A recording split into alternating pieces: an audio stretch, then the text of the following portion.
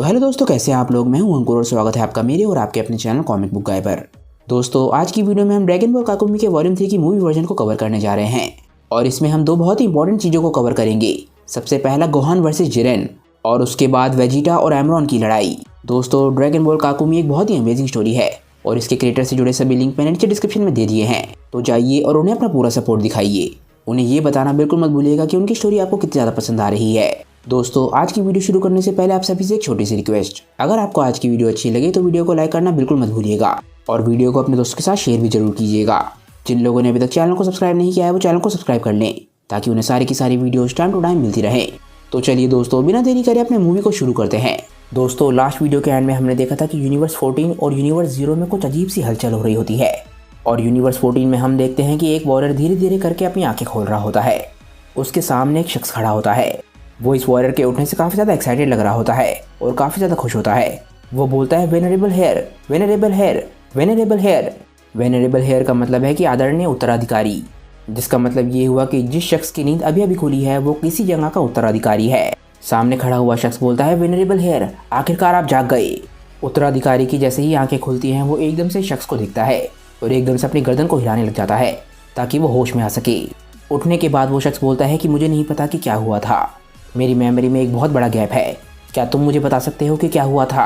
सामने खड़ा हुआ शख्स जो कि एक नौकर है वो बोलता है कि जब मैं जागा आपसे कुछ मिनट पहले तो ये रास्ता ब्लॉक्ड था और इस पर किसी तरीके के मैजिक का इस्तेमाल किया गया था। वो स्पेल्स बहुत ज़्यादा कमज़ोर थे। वो स्पेल्स शायद इस तरीके से बनाए गए होंगे कि अगर हम बाहर जाना चाहें तो हम बिना दिक्कत के बाहर जा सके।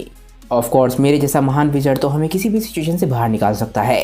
तब तक हम देखते हैं कि वेनरेबल हेयर भी अब तक अपने पैरों पे खड़ा हो चुका होता है और एकदम से वो खड़ा होकर पूछता है कि सलागा कहाँ पर है। एकदम से वो छोटा विज़र्ड गेट की तरफ भाग कर जाता है और बोलता है अच्छा, जल्दी से मेरे पीछे आइए। हम देखते हैं कि वेनरेबल हेयर ना जाने कितने सालों बाद इस रूम के बाहर जा रहा होता है। इसके बाद छोटा विज़र्ड एकदम से रूम का दरवाज़ा खोलता है और हम देखते हैं कि बाहर से बहुत तेज़ रोशनी आती है जो कि वेनरेबल हेयर की आंखों में भी लगती है। गेट खोलने के बाद छोटा विज़र्ड बोलता है कि पहले आप। जैसे ही रूम का दरवाज़ा खुलता है हम देखते हैं कि बाहर एक बहुत ही अजीब सा प्लैनेट होता है जिसका नाम होता है प्लैनेट ब्रेड और ये है यूनिवर्स 14 में। इस यूनिवर्स के सूरज को देख के भी ऐसा लग रहा होता है कि वो काला हो चुका है। छोटा विज़र्ड बोलता है कि वेनरेबल हेयर, मैं जानता हूँ कि आप क्या सोच रहे हैं। कुछ मिनट पहले जब मैंने देखा तो मैं भी काफ़ी ज़्यादा हैरान था। वेनरेबल हेयर इस यूनिवर्स को काफ़ी सालों बाद देख रहा है जिसका रीज़न हम आगे जानेंगे। और पिछली बारी वेनरेबल हेयर ने जब इस यूनिवर्स को देखा था तो वो इस तरीके की हालत में बिल्कुल भी नहीं था। तभी अचानक से हल्का सा शोर होता है और वेनरेबल हेयर का ध्यान साइड में जाता है। हम देखते हैं कि वहाँ पर एक वॉरियर है जो कि अचानक से ही वहाँ पर आ गया और वो काफ़ी बुरी तरीके से घायल है। छोटा विज़र्ड बोलता है सलागा, यानी कि ये वही सलागा है जिसे वेनरेबल हेयर ढूंढ रहा था। वेनरेबल हेयर सलागा से पूछता है कि ये किस तरीके की आउटफिट है। सलागा बोलता है कि वेनरेबल हेयर, मैंने आपको जगाने की काफ़ी कोशिश करी पर वो मेरे लिए इम्पॉसिबल था, इसीलिए मैंने बाहर जाने की पहल करी और जैसे ही मैं बाहर निकला मुझे काफ़ी सारे एनर्जी से बने हुए क्रीचर्स का सामना करना पड़ा, इसलिए मुझे सिचुएशन के हिसाब से अडेप्ट करना पड़ा क्योंकि उनके अटैक्स मेरी एनर्जी को ख़त्म कर रहे थे। मैंने बहुत ही शांति से उस सिचुएशन का सामना किया और मैंने किसी तरीके से उनकी टेक्निक को भी कॉपी कर लिया जिससे वो एनर्जी को एब्जॉर्ब करते थे और इसी वजह से मैं उन क्रीचर्स का सामना कर पाया। सच बताऊं तो वो लड़ाई मेरे लिए बहुत ही ज़्यादा मुश्किल थी पर उस लड़ाई से मुझे काफ़ी ज़्यादा एक्सपीरियंस मिला और मेरा मिशन जो कि आपकी ज़िंदगी को प्रोटेक्ट करना था वो आखिरकार सक्सेसफुल रहा। हम देखते हैं कि छोटा विज़र्ड एकदम से सलागा को हील करने लग जाता है और बोलता है कि सच में बहुत ही कमाल की बात है, तुम हमेशा से ही कमाल के हो। हम देखते हैं कि वेनरेबल हेयर बोलता है कि ठीक है, मैं समझ गया। सलागा बोलता है कि वेनरेबल हेयर, क्या मैं आपसे कुछ पूछ सकता हूँ। सच बताऊँ तो ये जादूगरी काफ़ी ज़्यादा लॉर्ड डॉर्मेल के जादू की तरह लग रही है। छोटा विज़र्ड बोलता है क्या, पर लॉर्ड डॉर्मेल हमें लॉक क्यों करेंगे, ये तो पागलपन है। वेनरेबल हेयर सलागा की बात को सुन के बोलता है कि हाँ, मुझे भी ये सब कुछ देख के ऐसा ही लग रहा था। छोटा विज़र्ड ये बात सुन के बिल्कुल हैरान रह जाता है। वेनरेबल हेयर बोलता है कि लॉर्ड डॉर्मेल या फिर जीरिस के साथ किसी भी तरीके का टेलीपैथिक कॉन्टैक्ट बनाना बेकार है। ऐसा करते हैं कि डायरेक्टली उनके प्लैनेट पर चलते हैं। डोला, ऐसा करो कि मदरशिप को बुलाओ। छोटा विज़र्ड जिसका नाम डोला है वो एकदम से भाग कर जाता है और बोलता है कि आपने जो कहा वो काम हो भी गया। एकदम से वो अपने दोनों हाथों को मिलाता है और किसी तरीके के निंजा मूव्स करने लग जाता है। एकदम से वो अपने हाथों को नीचे की तरफ करके एकदम से ऊपर की तरफ उठाता है और हम देखते हैं कि जिस पहाड़ी पर वो थे उसी के नीचे काफ़ी सारे बादल होते हैं और एकदम से वो हिलने लग जाते हैं और तभी हम देखते हैं कि एक शिप जो कि बहुत ही बड़ी होती है वहाँ से बाहर निकलती है। वेनरेबल हेयर, डोला और सलागा ये तीनों के तीनों एकदम से मदरशिप की तरफ बढ़ने लग जाते हैं और ये मदरशिप काफ़ी ज़्यादा एडवांस लग रही होती है। इसके बाद डोला बोलता है कि ऐसा लग रहा है कि मैंने अपनी ताकतों का इस्तेमाल ना जाने कितने सालों से नहीं किया। हम देखते हैं कि वेनरेबल हेयर मदरशिप की तरफ बढ़ रहा होता है। तभी एकदम से सलाका कुछ नोटिस करता है। वो एकदम से वेनरेबल हेयर की एनर्जी को महसूस करने लग जाता है और तभी उसे कुछ महसूस होता है। वो बोलता है कि मैं यही सोच रहा था, उनकी हार्ट बीट काफ़ी ज़्यादा इरेगुलर है। यही नहीं, उनका ब्लड प्रेशर भी काफ़ी ज़्यादा अनस्टेबल है। सलागा इसके बाद बोलने की हिम्मत करता है। वो बोलता है, एक्सक्यूज़ मी वेनरेबल हेयर, क्या आप मेरी बात सुन सकते हैं? वेनरेबल हेयर जानता है कि सलागा ने अभी क्या किया। इसके बाद वो सलागा को घूरने लग जाता है। सलागा बोलता है कि चाहे जो मर्जी हुआ हो, मैं जानता हूँ कि आप सही डिसीजन लेंगे। डोला समझ जाता है कि शायद ये बात वेनरेबल हेयर को बुरी लग सकती है, पर वेनरेबल हेयर कुछ भी नहीं बोलता। वो बोलता है कि मैं ऐसा कोई दिखावा नहीं करूँगा। इसके बाद हम यूनिवर्स 7 में वापस आते हैं और हम देखते हैं कि धरती पे पिकलो और पैन की ट्रेनिंग चल रही होती है। पैन अपनी पूरी कोशिश कर रही होती है कि वो किसी तरीके से पिकलो को हिट कर पाए और एकदम से उसकी एक एक पिकलो तक पहुंचने वाली होती है और पिकलो को बहुत ज़्यादा गुस्सा आ जाता है। एकदम से वो पैन को पकड़ लेता है जैसे कि वो पैन को नुकसान पहुंचाने वाला हो, पर तभी एकदम से पिकलो शांत हो जाता है और पैन अब कुछ भी नहीं कर पा रही होती। इसके बाद पिकलो एकदम से हंसता है। वो बोलता है कि काश तुम्हें पता होता कि तुम्हारे फादर को मेरे साथ ट्रेनिंग करने के प्रिविलेज के लिए कितनी मेहनत लगी थी। एकदम से ऐसा लगता है कि पैन को बहुत ज़्यादा गुस्सा आ रहा है, पर तभी वो एकदम से पिकलो को जीभ चढ़ाने लग जाती है। पिकलो को बहुत अजीब लगता है और एकदम से वो पैन को हवा में आसमान में फेंक देता है। तभी वो एकदम से धीमी आवाज़ में बोलता है, वो बोलता है, बच्ची मुझे दिखाओ कि तुम वर्दी हो। पैन एकदम से आसमान में जाने के बाद एकदम से खुद को रोकती है और बहुत तेज़ी से पिकलो की तरफ बढ़ने लग जाती है। पिकलो बहुत शांति से अपनी जगह पर खड़ा रहता है। तभी एकदम से पैन की स्पीड बहुत तेज़ी से बढ़ जाती है और वो एक बहुत ही ज़बरदस्त पंच बनाती है। पिकलो ने अचानक से ही पैन से इतनी ज़्यादा स्पीड को एक्सपेक्ट नहीं किया था और पैन काफ़ी ज़्यादा गुस्से में भी लग रही होती है। पिकलो अपने आप को बचाने के लिए हल्का सा पीछे होता है, पर पैन काफ़ी तेज़ होती है और उसका पंच पिकलो के चेहरे तक बस पहुंच ही गया था। पर अचानक से ही वो अपनी स्पीड को ख़त्म कर देती है और बिल्कुल शांत हो जाती है। वो पिकलो से काफ़ी दूर जाके खड़ी हो जाती है और अपने हाथ अपनी कमर पर रख के एकदम से अपना कॉन्फिडेंस दिखाती है। वो एकदम से हंसने लग जाती है। ऐसा लग रहा होता है कि वो पिकलो से बोल रही हो कि मैं बस तुम्हारे साथ खेल रही थी। इसके बाद हम यूनिवर्स 6 के नेमेकियंस को देखते हैं। वो एक दूसरे की तरफ देख रहे होते हैं क्योंकि उन्हें ये ट्रेनिंग बिल्कुल बचकानी लग रही होती है। उनमें से एक नेमेकियन बोलता है कि काश मुझे पता होता कि यहाँ पर आने के बाद ये सब होगा। इसके बाद हम देखते हैं कि पिकलो स्ट्रेचिंग करने लग जाता है। वो जानता है कि उसने पैन को अंडर एस्टिमेट कर लिया था। इसके बाद पिकलो अपनी ट्रेनिंग यूनिफॉर्म को फिर से पहन लेता है। तभी पिकलो बोलता है कि मुझे लगता है कि फिजिकल ट्रेनिंग के तौर पर हम काफ़ी लंबा सफ़र तय कर चुके हैं, पर मेरे हिसाब से थोड़ा सा आराम भी ज़रूरी है। तो हम चीज़ों को जल्दी जल्दी नहीं करेंगे, इसीलिए हमारे पास जो भी समय है हमें उसका सही तरीके से इस्तेमाल करना चाहिए। तभी एकदम से दूसरा नेमेकियन बोलता है कि मैं तुम्हारी बात को गलत तो नहीं कहना चाहता, पर क्या तुम्हें सच में लगता है कि ये अच्छा आइडिया होगा कि हम रिलैक्स करें, क्योंकि तुम भी जानते हो कि हमारे आगे कैसे हालात हैं। पिकलो एकदम से बोलता है, रुकी, ये मत सोचो कि हम बस बैठ के पानी पीने वाले हैं। तुम्हें अभी भी अपने दिमाग को ट्रेन करने की ज़रूरत है ताकि तुम अपने दिमाग को तेज़ बना सको नॉलेज के ज़रिए। पहला नेमेकियन बोलता है कि हमारी नॉलेज। दूसरा नेमेकियन बोलता है कि इससे तुम्हारा क्या मतलब है। पिकलो बोलता है कि तुमने मुझे मेरी रेस के बारे में काफ़ी कुछ सिखाया है, पर हमारे यूनिवर्स के नेमेकियंस की हिस्ट्री भी काफ़ी ज़्यादा एक्साइटिंग है। चलो मैं तुम्हें एक बात बताता हूँ। शुरुआत में मैंने तुमसे पूरी तरीके से सच्चाई नहीं कही थी। मैं इस प्लेनेट पे इकलौता नेमेकियन नहीं हूँ। दूसरा नेमेकियन बोलता है कि अच्छा, यानी कि मुझे जो लगा था वो सही था। पिकलो इसके बाद आसमान की तरफ देखने लग जाता है और बोलता है कि इस प्लेनेट के हाईएस्ट पॉइंट पर आसमान की ऊंचाई से काफ़ी दूर एक जगह है जहाँ पर नॉर्मल तरीके से बिल्कुल भी नहीं पहुँचा जा सकता, और वहीं पर रहता है धरती का गॉड, और वो शख्स भी है जिसकी मैं दुनिया में सबसे ज़्यादा इज्जत करता हूँ। और हम सभी जानते हैं कि पिकलो किसी और की नहीं, डेंडे के बारे में बात कर रहा है। और इसके बाद हम यूनिवर्स 14 के प्लेनेट डोरमेल को देखते हैं, जो कि यूनिवर्स 14 के गॉड ऑफ डिस्ट्रक्शन का प्लेनेट है। हम देखते हैं कि वेनरेबल हेयर की शिप यहाँ तक आखिरकार पहुँच जाती है और वो अपनी शिप से इस प्लेनेट को देख रहा होता है। तभी हम देखते हैं कि प्लेनेट डोरमेल पे अचानक से एक पोर्टल खुलता है, जिसके अंदर से पहले डोला, उसके बाद सलागा और आखिरकार वेनरेबल हेयर निकलता है। यानी कि उन्होंने अपनी शिप को लैंड करने के बजाय एक पोर्टल का इस्तेमाल किया ताकि वो प्लेनेट पर आ सके। वेनरेबल हेयर की आंखों को देख के पता चल रहा होता है कि वो बहुत ज़्यादा गुस्से में है और उसे जवाब की ज़रूरत है। जैसे ही वेनरेबल हेयर पोर्टल से बाहर आता है, हम देखते हैं कि डोला उस पोर्टल को बंद कर देता है और वेनरेबल हेयर प्लेनेट पर आते ही चारों तरफ देखने लग जाता है ताकि वो लॉर्ड डोरमेल और सर जीरिस को ढूंढ सके, यानी कि उनके एंजल को। तभी हम देखते हैं कि डोला लॉर्ड डोरमेल और सर जीरिस को एकदम से आवाज़ लगा के बुलाने लग जाता है। इसके बाद सलागा वेनरेबल हेयर की तरफ देखता है और पूछता है कि वेनरेबल हेयर, क्या आप मुझे अलाउ करेंगी कि मैं पूरे प्लेनेट का एक टूर लेकर आ सकूं? वेनरेबल हेयर बोलता है कि तुम्हें जैसा सही लगे वैसा करो। इसके बाद सलागा एकदम से बोलता है कि ठीक है। सलागा एकदम से वहाँ से उड़ता है ताकि वो प्लैनेट को पूरी तरीके से जांच परख सके और लॉर्ड डॉर्मेल और सर सीरीज को ढूंढ सके। तभी हम देखते हैं कि वेनरेबल हेयर के दिमाग में कुछ चल रहा होता है और एकदम से वो आसमान की तरफ उड़ता है। उसके हाथ में एक अटैक जैसा कुछ होता है। वो अपने अटैक को अचानक से ही अपने हाथ में मसलने लग जाता है और चारों तरफ फैला देता है। ये काफ़ी अजीब सा अटैक था। इससे कुछ भी डिस्ट्रॉय नहीं होता, पर इसकी शॉकवेव पूरे के पूरे प्लैनेट पर जाती है। ऐसा लगता है कि पूरा का पूरा प्लैनेट एक ही बारी में स्कैन हो रहा है और शॉकवेव की वजह से सारी की सारी इन्फॉर्मेशन हम देखते हैं कि वेनरेबल हेयर की तरफ पहुंच रही होती है। डोला के चेहरे पे स्माइल है, यानी कि वो ऑलरेडी जानता है कि वेनरेबल हेयर ऐसी टेक्निक का इस्तेमाल कर सकते हैं। पर सलागा अचानक से इस एनर्जी को महसूस करके रुक जाता है। वो देखता है कि उसकी तरफ किसी तरीके का अटैक बढ़ रहा है। इस शॉकवेव को महसूस करके उसे समझ नहीं आता कि यहाँ पर आखिर क्या हुआ, इसलिए वो वापस वेनरेबल हेयर की तरफ जाता है। वो अपनी फुल स्पीड में वेनरेबल हेयर की तरफ बढ़ रहा होता है। जैसे ही वो वेनरेबल हेयर की तरफ पहुंचता है, वो देखता है कि वो बिल्कुल सही सलामत है। और इसके बाद हम देखते हैं कि वेनरेबल हेयर एक बार फिर से ज़मीन की तरफ जाने लग जाता है। सलागा काफ़ी हैरान था, इसीलिए वो एकदम से वेनरेबल हेयर के पास जाता है और बोलता है कि सर, मुझे नहीं पता था कि आप इस तरीके की टेक्निक का इस्तेमाल कर सकते हैं, पर इस बात को मैं समझ सकता हूँ क्योंकि आपकी पोजीशन को ध्यान रखते हुए आपको कुछ एबिलिटीज अपनी छुपा के रखनी पड़ती हैं। इसके बाद वेनरेबल हेयर बोलता है कि इस प्लैनेट पर इस वक्त कोई भी लाइफ नहीं है। सलागा बोलता है, क्या? कितने समय से? कितने महीनों से? डोला एकदम से वेनरेबल हेयर के पास आता है और बोलता है कि सर, आपकी टेक्निक तो कमाल की थी। सलागा एकदम से डोला पे गुस्सा हो जाता है और बोलता है कि सर से ऐसे बात मत करो। तभी एकदम से वेनरेबल हेयर कुछ बोलता है। वो बोलता है कि मुझे कुछ मिला है। सलागा और डोला दोनों हैरानी से उसकी तरफ देखते हैं। हम देखते हैं कि वेनरेबल हेयर एक तरफ इशारा कर रहा होता है और वो बोलता है कि उस तरफ एक साइकिक बीकन लगाया गया है।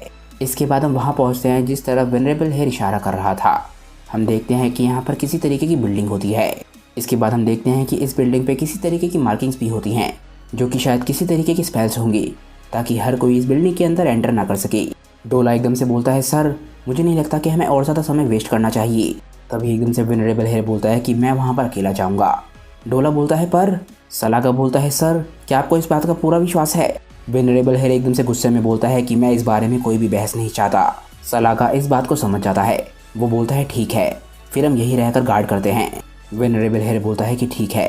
तभी हम देखते हैं कि वेनरेबल हेयर एकदम से स्पीड में वहाँ से निकल जाता है और आखिरकार हम देखते हैं कि वेनरेबल हेयर उस बिल्डिंग तक पहुँचता है। वेनरेबल हेयर इस प्लैनेट पर इस बिल्डिंग को पहली बारी देख रहा है और बिल्डिंग की तरफ बढ़ता है। वो इस नई बिल्डिंग को देख के काफ़ी हैरान होता है और इसके बाद वो अपना हाथ उठाता है और एकदम से कुछ करता है जैसे कि वो खुलने का ऑर्डर दे रहा हो। और अचानक से ही हम देखते हैं कि बिल्डिंग के अंदर से बहुत ही तेज रोशनी निकलने लग जाती है। जैसे ही वेनरेबल हेयर अपना हाथ आगे की तरफ बढ़ाता है, हम देखते हैं कि वो एक दूसरे डायमेंशन में जाने लग जाता है और तब उसे पता चलता है कि ये बिल्डिंग किसी तरीके की दूसरे डायमेंशन का रास्ता है। इसके बाद वो अपने हाथ को बाहर निकाल के अपने हाथ की तरफ देखने लग जाता है। वो देखता है कि उसका हाथ बिल्कुल सही सलामत है और इसके बाद वो चलकर उस पोर्टल के अंदर एंटर कर जाता है। पोर्टल में एंटर करते ही वो देखता है कि वहाँ पर एक अजीब सी बिल्डिंग है। अचानक से उसे कुछ नोटिस होता है और इसके बाद वो अपनी पावर को रेज करने लग जाता है। हम देखते हैं कि डोला और सलागा दूर बैठ के वेनरेबल हेयर को देख रहे थे। सलागा बोलता है कि ऑल्टर के पिलर्स एक साथ आ गए हैं ताकि वो किसी तरीके के मैजिक डोर को खोल सके। डोला बोलता है कि क्या तुम्हें लगता है कि वो अंदर जा पाएंगे? तभी एकदम से डोला और सलागा दोनों की आंखें फटी की फटी रह जाती हैं क्योंकि वो पूरी की पूरी बिल्डिंग ही टेलीपोर्ट कर जाती है और एकदम से उनके सामने से गायब हो जाती है। डोला बोलता है कि मुझे पता था कि वो किसी तरीके का ट्रैप होगा, मुझे उन्हें कभी वहाँ पे अकेले नहीं जाने देना चाहिए था। चलो सलागा, हमें जल्दी करना होगा ताकि हम वेनरेबल हेयर को ढूंढ सकें। सलागा बोलता है कि मैं अभी उनकी प्रेजेंस को महसूस कर सकता हूँ। ऐसा लग रहा है कि वो किसी दूसरे डायमेंशन में पहुँच गए हैं। सलागा इसके बाद मेडिटेशन की पोजीशन ले लेता है। वो बोलता है कि मैं उनकी प्रेजेंस को महसूस करने की कोशिश करूँगा जब तक मैं उन्हें महसूस कर पा रहा हूँ। डोला, अगर मैं तुम्हें हल्का सा भी इशारा दूँ तो इस पूरे एरिया को बिना वार्निंग के तबाह कर देना। डोला एकदम से हंसता है और बोलता है कि ठीक है, जैसा तुम कहो। हम इसके बाद फिर से वेनरेबल हेयर के पास आते हैं और तभी हम देखते हैं कि उसके सामने अचानक से एक पैर आता है और खतरे के हल्के से साइन से ही हम देखते हैं कि वेनरेबल हेयर एकदम से चौंक जाता है। वो एकदम से अपने हाथ में अटैक बना लेता है और उसके सामने जो भी शख्स है उसे मारने के लिए पूरी तरीके से तैयार होता है। वेनरेबल हेयर एकदम से अपनी इस एनर्जी से बनी हुई चैन को उस आदमी की तरफ फेंकता है ताकि वो अपने सामने वाले शख्स को चोट पहुंचा सके और अपने सवालों के जवाब पूछ सके। तभी एकदम से एक आवाज़ आती है, काय काय, और एकदम से इतनी तेज़ रोशनी होती है कि वेनरेबल हेयर को भी अपनी आंखों को बचाना पड़ता है। और तभी हमें पता चलता है कि वेनरेबल हेयर के सामने जो शख्स था वो असल में एक काय है, यानी कि यूनिवर्स 14 का असल काय, जिसका नाम जाओ है। काय बोलता है, वेनरेबल हेयर, मैं यहाँ पर तुम्हारा पिछले 6 महीने से इंतज़ार कर रहा हूँ। वेनरेबल हेयर बोलता है, मास्टर जाओ। मास्टर जाओ वेनरेबल हेयर से बोलते हैं कि मेरे पीछे आओ। हम देखते हैं कि मास्टर जाओ वेनरेबल हेयर को अपने साथ कहीं पर लेकर जा रहे होते हैं और वेनरेबल हेयर चारों तरफ देख रहा होता है। मास्टर जाओ बोलते हैं कि मैं जानता हूँ कि इस वक्त तुम्हें कुछ भी समझ नहीं आ रहा होगा, मैं तुमसे माफ़ी मांगना चाहूँगा। सब कुछ उसी हिसाब से हो रहा था जिस तरीके से हम चाहते थे। वेनरेबल हेयर बोलता है कि हमसे आपका क्या मतलब है। मास्टर साओ बोलते हैं कि हाँ, मैं तुम्हें दिखाता हूँ। मास्टर साओ इसके बाद वेनरेबल हेयर को एक जगह दिखाते हैं। मास्टर साओ बोलते हैं कि ये वो जगह है जहाँ पर सिर्फ तुम आ सकते हो। वेनरेबल हेयर इसके बाद पूछता है कि हम आखिर कहाँ पर हैं। मास्टर साओ बताते हैं कि हम लोग इस वक्त hall of altar of angels में हैं। ये वो जगह है जहाँ पर यूनिवर्स के एंजल का सेप्टर रहता है, जब उस यूनिवर्स का एंजल उस सेप्टर का इस्तेमाल नहीं कर रहा होता। इसके बाद हम उस जगह के बीच में देखते हैं। हम देखते हैं कि वहाँ पर एंजल का एक स्टाफ पड़ा हुआ होता है, जो कि मास्टर साओ के हिसाब से यूनिवर्स 14 के एंजल का स्टाफ है। मास्टर साओ और वेनरेबल हेयर दोनों स्टाफ के पास चल के जाते हैं। मास्टर साओ बोलते हैं कि प्लीज़ उसे ले लो। इसके बाद वेनरेबल हेयर एकदम से उस स्टाफ को उठाता है। जैसे ही वो स्टाफ को उठाता है, एकदम से उसके अंदर से एक प्रोजेक्शन निकलती है और ये प्रोजेक्शन होती है यूनिवर्स 14 के गॉड ऑफ डिस्ट्रक्शन की, यानी कि लॉर्ड डॉर्मेल की। और इसके बाद लॉर्ड डॉर्मेल की प्रोजेक्शन बोलना शुरू करती है। ये एक तरीके का रिकॉर्डेड मैसेज है जो कि लॉर्ड डॉर्मेल ने वेनरेबल हेयर के लिए छोड़ा है और आखिरकार हमें वेनरेबल हेयर का नाम पता चलता है। लॉर्ड डॉर्मेल बोलते हैं कि हेलो एमरॉन, जैसा कि अभी तक तुम्हें पता चल चुका होगा कि हम लोग वहाँ पर नहीं हैं और तुम्हें ऐसा लग रहा होगा कि तुम्हें काफ़ी कुछ याद नहीं है। मैं तुम्हारी मेमोरी को फिर से रिफ़्रेश करता हूँ। हमारे पूरे यूनिवर्स को ओमनी किंग ने सिर्फ एक ही सेकंड में ख़त्म कर दिया था, जिस समय तुम अपनी एबिलिटी को प्रूव कर रहे थे वो बनने के लिए जो तुम बनना चाहते हो। और इसके बाद हमारे यूनिवर्स को फिर से रिस्टोर कर दिया गया एक विश पूरा करने वाले ड्रैगन के जरिए, जो कि दूसरे यूनिवर्स में है। और इसके बाद मेरे पास एक औरत आई जो कि खुद को मदर ऑफ एंजल्स कहती है और साथ ही साथ वो ग्रैंड प्रीस्ट की वाइफ भी है।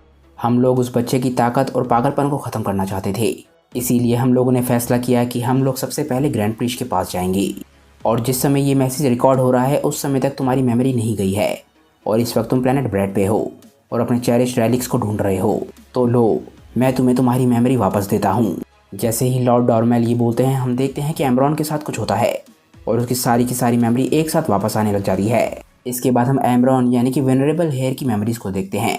हम देखते हैं कि वो लोग प्लेनेट ब्रैड पे थे, जहाँ पर लॉर्ड डॉर्मेल, उनका एंजल और एमरॉन भी था।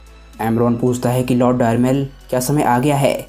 लॉर्ड डॉर्मेल बोलते हैं कि हाँ, पर इस वक्त मैं तुम्हें यहाँ पर लेने नहीं आया। एमरॉन बोलता है क्या?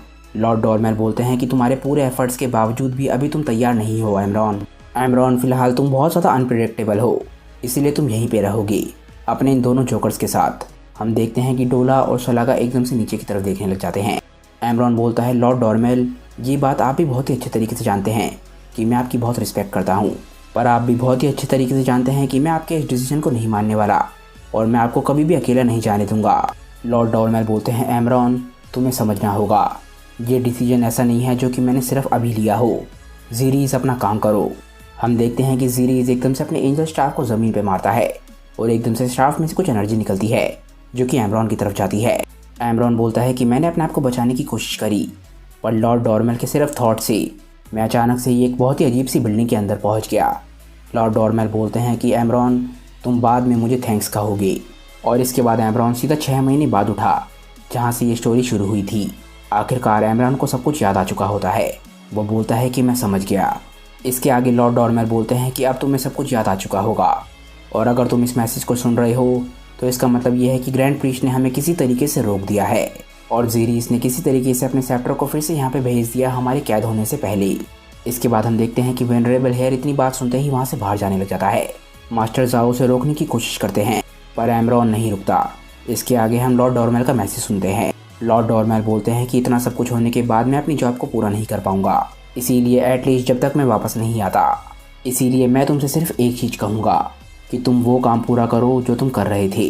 इस वक्त वो काम करने के लिए तुम्हारे पास समय भी है और स्टेटस भी, क्योंकि आज से ही मेरे बाद सिर्फ तुम ही हो।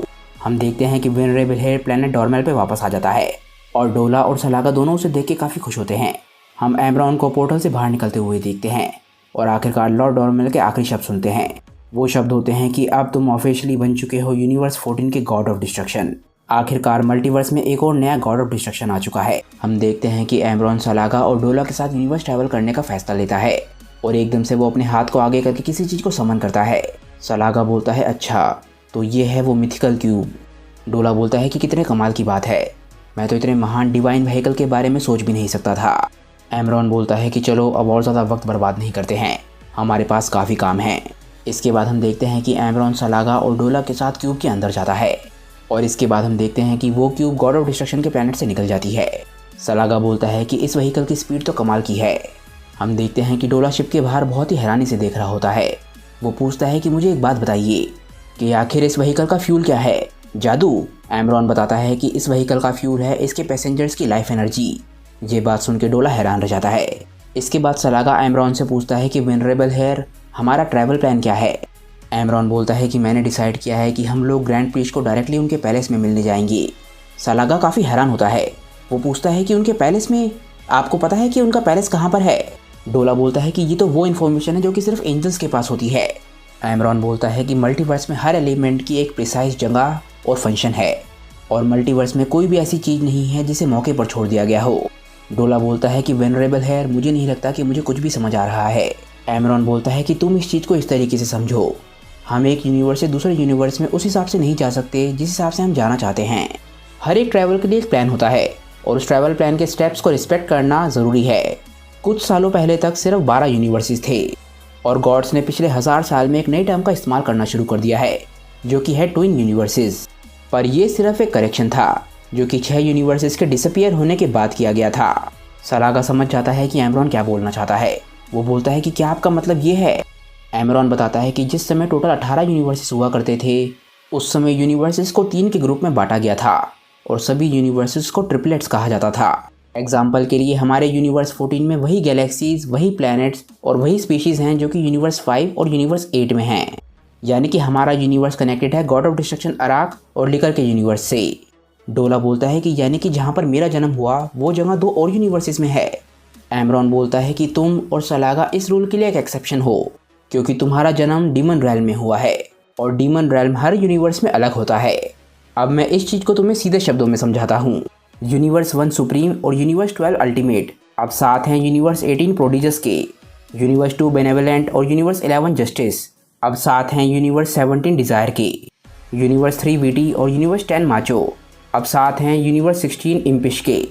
इसके बाद यूनिवर्स 4 मलिशियस और यूनिवर्स 9 स्लाई लिंक्ड हैं यूनिवर्स 15 कर्स्ड के और हमारा यूनिवर्स 14 एम्बिशियस लिंक्ड है यूनिवर्स 5 बैलेंस्ड और यूनिवर्स 8 वर्कर के और आखिरकार यूनिवर्स 6 चैलेंजर और यूनिवर्स 7 वॉरियर जो कि बीरस और चैम्पा के यूनिवर्स हैं। ये लिंक्ड हैं बाल्कान के यूनिवर्स 13 चैंपियन से। सारे के सारे यूनिवर्सेस इस तरीके से ऑर्गेनाइज्ड हैं कि ट्रिपलेट यूनिवर्सेस एक ही सर्किट में आते हैं और एक यूनिवर्स से दूसरे यूनिवर्स में ट्रैवल करने का कोई भी तरीका नहीं है अगर वो यूनिवर्स एक ही सर्किट में फॉल ना करते हों तो। डोला बोलता है कि ये तो बहुत कमाल की बात है। अब मैं हमारे एडवेंचर पे वापस आता हूँ। हम लोग इस वक्त यूनिवर्स 8 और 6 के बीच में हैं। जीरीस ने मुझे अपने मैसेज के एंड में बताया था कि ग्रैंड मिनिस्टर का पैलेस एक बहुत ही खाली जगह पर है और वहाँ तक सिर्फ तभी जाया जा सकता है जब हम किसी स्पेशल पोर्टल के थ्रू जाएं जो कि एक डिफाइंड ऑर्डर में होगा और ये ऑर्डर हर 100 साल में बदलता है। जीरीस ने मेरे साथ जो करंट ऑर्डर है वो शेयर कर दिया है और हमें इस ऑर्डर को फॉलो करना होगा पैलेस तक पहुँचने के लिए। हमें जो पहला पोर्टल पार करना है वो यूनिवर्स 4 में है। हमारी ये जर्नी काफ़ी ज़्यादा लंबी होने वाली है, भले ही हम क्यूब में ट्रैवल क्यों ना कर रहे हों। वहाँ तक पहुँचने के लिए हमें टोटल 5 यूनिवर्सेस को क्रॉस करना होगा, पर जब हम उन यूनिवर्सेस में पहुँच जाएंगे तो वो पोर्टल्स हमारे लिए काफ़ी ज़्यादा शॉर्टकट साबित होंगे। सलागा बोलता है कि तो हमें अपनी इस ट्रिप का फ़ायदा उठाना चाहिए। हम अपने स्टॉप्स का इस्तेमाल करेंगे और सभी लोगों को बता देंगे कि यूनिवर्स 14 में नया गॉड ऑफ डिस्ट्रक्शन आया है। डोला गुस्से में बोलता है कि चलो सबको दिखा देते हैं कि हमारे यूनिवर्स पे कब्जा करना इतना आसान नहीं होने वाला। एमरॉन को भी ये बात मंजूर होती है, इसीलिए वो कुछ नहीं बोलता। इसके कुछ देर बाद हम देखते हैं कि एमरॉन की शिप एक प्लैनेट पर पहुंचती है जो कि यूनिवर्स 4 में है और इस प्लैनेट का नाम होता है प्लैनेट रोमासरी। इस प्लैनेट पर रह रहे सभी लोग शांति से अपने कामों में लगे हुए होते हैं, पर अचानक से ही एमरॉन की शिप इनकी सिटी में पहुँच जाती है और सभी लोग इस शिप को देखने लग जाते हैं। इसके बाद हम देखते हैं कि डोला अपने मैजिक का इस्तेमाल करता है और अपनी इमेज को शिप के ऊपर प्रोजेक्ट करता है। वो बोलता है कि लेडीज़ एंड जेंटलमैन, अब हमारे सामने झुको क्योंकि हम लोग यहाँ पर आ चुके हैं। अब मैं आपको प्रेजेंट करता हूँ हमारे इकलौते, हमारे महान, हमारे ऑलमाइटी लॉर्ड एमरॉन, यानी कि दैवीय सिंहासन के असली हकदार।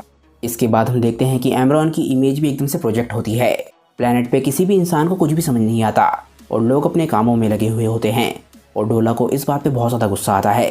वो एकदम से अपने जादू का इस्तेमाल करता है और बोलता है कि मैंने कहा झुको। हम देखते हैं कि इस सिटी के सभी लोग डोला के मैजिक की वजह से झुकने लग जाते हैं। हालांकि उनके चेहरों से पता चल रहा होता है कि वो अपनी मर्जी से नहीं झुके हैं। सलागा बोलता है कि हो सकता है ये एक ऐसी स्पीशीज़ हो जो कि बोलने वाली लैंग्वेज का इस्तेमाल ना करते हों। एमरॉन बोलता है कि नहीं। तभी जो लोग झुके हुए होते हैं उनमें से एक वॉरियर बोलता है कि आखिर तुम लोगों की डिमांड्स क्या हैं? आखिर तुम लोगों को हम जैसे कमज़ोर लोगों से क्या मिल सकता है? हम देखते हैं कि ये वही वॉरियर है जिसने यूनिवर्स 4 के लिए टूर्नामेंट ऑफ पावर में पार्टिसिपेट किया था और इस वॉरियर का नाम होता है गैनोस। इसके साथ 2 और वॉरियर होते हैं जिनमें से एक का नाम होता है हॉप और दूसरे का नाम होता है चपेल। आसपास के लोग इन वॉरियर्स को देख के हैरान रह जाते हैं। वो बोलते हैं कि ये तो वही फाइटर्स हैं जिन्होंने टूर्नामेंट ऑफ पावर में पार्टिसिपेट किया था और ये तो गैनोस है, यानी कि यूनिवर्स 4 का महान डिफेंडर। एकदम से डोला मूव करता है और एकदम से गैनोस के सामने जाके खड़ा हो जाता है। वो बोलता है कि हम लोग यूनिवर्स 14 से आए हैं और तुम्हारे सामने जो खड़ा है वो है यूनिवर्स 14 का महान नया लीडर। गैनोस बोलता है कि 2 साल पहले जब मैंने टूर्नामेंट ऑफ पावर में पार्टिसिपेट किया था तब उन लोगों ने बताया था कि टोटल मिला के सिर्फ 12 यूनिवर्सेस हैं और अब तुम बोल रहे हो कि तुम 14th यूनिवर्स से आए हो। मुझे लगता है कि 5 महीने पहले ग्रैंड मिनिस्टर की जो कॉल आई थी ये उससे रिलेटेड है। और वैसे भी तुम चाहे जो भी हो, तुम्हारा रोज़मेरी प्लैनेट पे स्वागत नहीं है। डोला बोलता है कि अच्छा, यानी कि इन लोगों को पता है कि आगे क्या होने वाला है। और मुझे देखो, मैं तो इन लोगों के साथ खेलने के लिए आया था। मुझे तो लगा था कि इन लोगों के साथ खेल के काफ़ी मज़ा आएगा। इन लोगों के पैर भी चिकन्स की तरह हैं। एकदम से हम देखते हैं कि सलागा डोला को रोकने के लिए बीच में आता है। वो बोलता है कि तुम लोगों ने अभी हमारी डिसरिस्पेक्ट करने के लिए कुछ भी नहीं किया है और हम लोग आज कुछ अच्छा भी फील कर रहे हैं। तो अगर तुम लोग हमारे सामने झुक जाओगे तो हम लोग तुम्हें माफ़ कर देंगे। गैनोस बोलता है कि तुम्हारे लिए काफ़ी बुरी बात है क्योंकि मैं इस यूनिवर्स का सबसे ज़्यादा ज़िद्दी इंसान हूँ। हम देखते हैं कि गैनोस, हॉप और चपेल तीनों लड़ने के लिए तैयार हो जाते हैं। एमरॉन को इतनी देरी में गुस्सा आ जाता है। वो बोलता है कि यानी कि तुम लोगों से बात करने का कोई फ़ायदा नहीं है। एकदम से गैनोस पावर अप करने लग जाता है और अपनी ट्रांसफॉर्मेशन का इस्तेमाल करता है। डोला एकदम से हंसता है और बोलता है कि ये तो उसी तरीके से है जैसे कि हमने चिड़िया के बच्चे पे हमला कर दिया हो और चिड़िया उसे बचाने आ रही हो। गैनोस अब तक पावर अप कर चुका होता है और वो अपनी फाइनल फॉर्म में होता है। सलागा बोलता है कि ऐसा हो ही नहीं सकता कि एक गॉड ऑफ डिस्ट्रक्शन को तुम्हारे जैसे नीचे लेवल पर आना पड़े। गैनोस एकदम से इस बात को सुन के हैरान रह जाता है। वो बोलता है क्या, एक गॉड ऑफ डिस्ट्रक्शन? हॉप सोचने लग जाती है कि इस लेवल की डिवाइन ताकत हमारा उसका सामना करने के लिए बहुत ज़्यादा है। डोला हंसता है और बोलता है कि वेनरेबल हेयर, हमें सिर्फ 2 मिनट दीजिए ताकि हम लोग इन लोगों को दिखा सकें कि क्या गलती कभी भी नहीं करनी है। हम देखते हैं कि एमरॉन को बहुत ज़्यादा गुस्सा आ रहा होता है और डोला के बोलने पे वो अपना चेहरा दूसरी तरफ कर लेता है। गैनोस बोलता है चपेल, होप, डरने की ज़रूरत बिल्कुल भी नहीं है। गैनोस एकदम से हंसता है और बोलता है कि मैं किसी को जानता हूँ जो कि एक गॉड ऑफ डिस्ट्रक्शन को कभी भी उसके यूनिवर्स में शांति से नहीं घूमने देगा। गैनोस, होप और चपेल लड़ने के लिए तैयार हो जाते हैं और हम देखते हैं कि सलागा और डोला उनके सामने खड़े होते हैं ताकि वो इन वॉरियर्स को मज़ा चखा सके। इसके बाद हम प्लैनेट कुटेला पे आते हैं। हम देखते हैं कि कुटेला अपने एंजल के साथ ट्रेनिंग कर रहा होता है। तभी उन्हें अपने यूनिवर्स में कुछ महसूस होता है। कुटेला बोलता है कि ये क्या है, इसकी के बारे में मैं कुछ भी नहीं जानता। कोगनैक बोलता है कि ये एनर्जी किसी गॉड ऑफ डिस्ट्रक्शन की हो सकती है और हालांकि इस एनर्जी के अंदर से जो डार्कनेस निकल रही है मुझे नहीं लगता कि ये अच्छी बात है। कुटेला बोलता है कि अगर मैं किसी गॉड ऑफ डिस्ट्रक्शन की को नहीं पहचान पा रहा हूँ तो हो सकता है कि ये किसी रिजरेक्टेड यूनिवर्स की गॉड ऑफ डिस्ट्रक्शन की हो। जब उन यूनिवर्सेस को इरेज किया गया था तब तक तो मैं गॉड ऑफ डिस्ट्रक्शन भी नहीं बना था और अगर मैं गलत नहीं हूँ तो ग्रैंड प्रीस्ट ने हमें जो 2 साल दिए हैं उसके बारे में सभी को पता चल गया है। इसके बाद एंजल कोगनैक बोलता है कि नहीं, मैं भी इस एनर्जी को नहीं पहचान पा रहा हूँ, पर वैसे भी ये एनर्जी आपके एनर्जी से कम है, पर फिर भी ये सिचुएशन थोड़ी सी दिक्कत दे सकती है, तो आप क्या करना चाहेंगे? एकदम से कुटेला हंसने लग जाता है। वो बोलता है कि तुम्हें क्या लगता है कि मैं क्या करूँगा? इस वक्त हम मेरे यूनिवर्स के बारे में बात कर रहे हैं और मैं अपने यूनिवर्स में किसी को भी दखलंदाजी नहीं करने दूंगा, चाहे वो मेरी इजाज़त के साथ हो या फिर मेरी इजाज़त के बिना हो। चलो अब यहाँ से चलते हैं। हम देखते हैं कि कुटेला और कोगनैक अपने प्लैनेट से निकल जाते हैं। इसके बाद हम प्लैनेट रोज़मेरी पे वापस आते हैं। हम देखते हैं कि चारों तरफ डिस्ट्रक्शन है, सारी की सारी बिल्डिंग्स और यहाँ तक कि पूरा का पूरा शहर तबाह हो चुका होता है। हर तरफ लोग मरे हुए पड़े होते हैं और बच्चे अब अनाथ हो चुके हैं। गैनोस इकलौता वॉरियर है जो कि इस वक्त खड़ा हुआ है और उसकी हालत भी बहुत ज़्यादा ख़राब है। हॉप और चपेल ऑलरेडी हार चुके हैं। इसके बाद हम सलागा और डोला को देखते हैं। जो कि बहुत ही आराम से बैठे हुए हैं। उनके शरीर पे खरोच भी नहीं है, यानी कि गैनोस और उसके साथी इन लोगों का बाल भी बाका नहीं कर सकी। और इस पूरी डिस्ट्रक्शन के पीछे हम देखते हैं कि एमरॉन बिल्कुल शांति से बैठा होता है। वो शांति से सब कुछ देख रहा था। इसके बाद हम देखते हैं कि एमरॉन आखिर कहाँ बैठा है। वो लाशों के ऊपर बैठा हुआ होता है। उसने ना जाने कितनी हज़ारों लाशों का सिंहासन बना रखा होता है। एमरॉन इसके बाद बोलता है कि हम लोग यहाँ पर तुम्हें तबाह करने के लिए नहीं आए थे। हम लोग यहाँ पर तुम्हें सिर्फ ये बताने के लिए आए थे कि हर चीज़ के अंत की शुरुआत बहुत ही जल्द शुरू हो जाएगी। अभी तुम्हारे लिए ज़्यादा देर नहीं हुई है। तुम अभी भी सही फैसला ले सकते हो। तुम लोग गलत टीम में मत जाओ। तुम लोग सलागा और डोला के सामने कुछ भी नहीं कर पाए, जो कि अपनी ताकत का बहुत ही छोटा सा हिस्सा इस्तेमाल कर रहे थे। क्या तुम्हें सच में लगता है कि तुम लोग मेरा सामना कर पाओगे? और इससे भी ज़्यादा कमाल की बात, मेरी ताकत तो सर डॉर्मेल की ताकत के आसपास भी नहीं है। गैनोस एकदम से बोलता है कि डॉर्मेल, आखिर अब ये कौन है? एमरॉन बोलता है कि मैं वो बात तुम्हें फालतू में नहीं बताना चाहता। तुम इस बारे में थोड़ी गहराई से सोचो। तुम्हारे हाथों में तुम्हारे लोगों की ज़िंदगी है, और क्या पता तुम्हें उनसे मिलने का चांस भी मिल जाए अगर तुम हमें ज्वाइन कर लो तो। गैनोस एकदम से हंसने लग जाता है और बोलता है कि तुम्हें सच में खुद पे बहुत घमंड है। तुम्हें इस बारे में कुछ भी नहीं पता कि हम लोग कौन हैं और हम लोग क्या कर सकते हैं। कुटेला एकदम से अपने मैजिक का इस्तेमाल करने लग जाता है और हम देखते हैं कि अचानक से ही गैनोस के साथ कुछ होता है। गैनोस की उम्र लगातार बढ़ने लग जाती है और कुछ ही पलों में वो बूढ़ा इंसान बन जाता है। तभी एकदम से एमरॉन को कुछ महसूस होता है।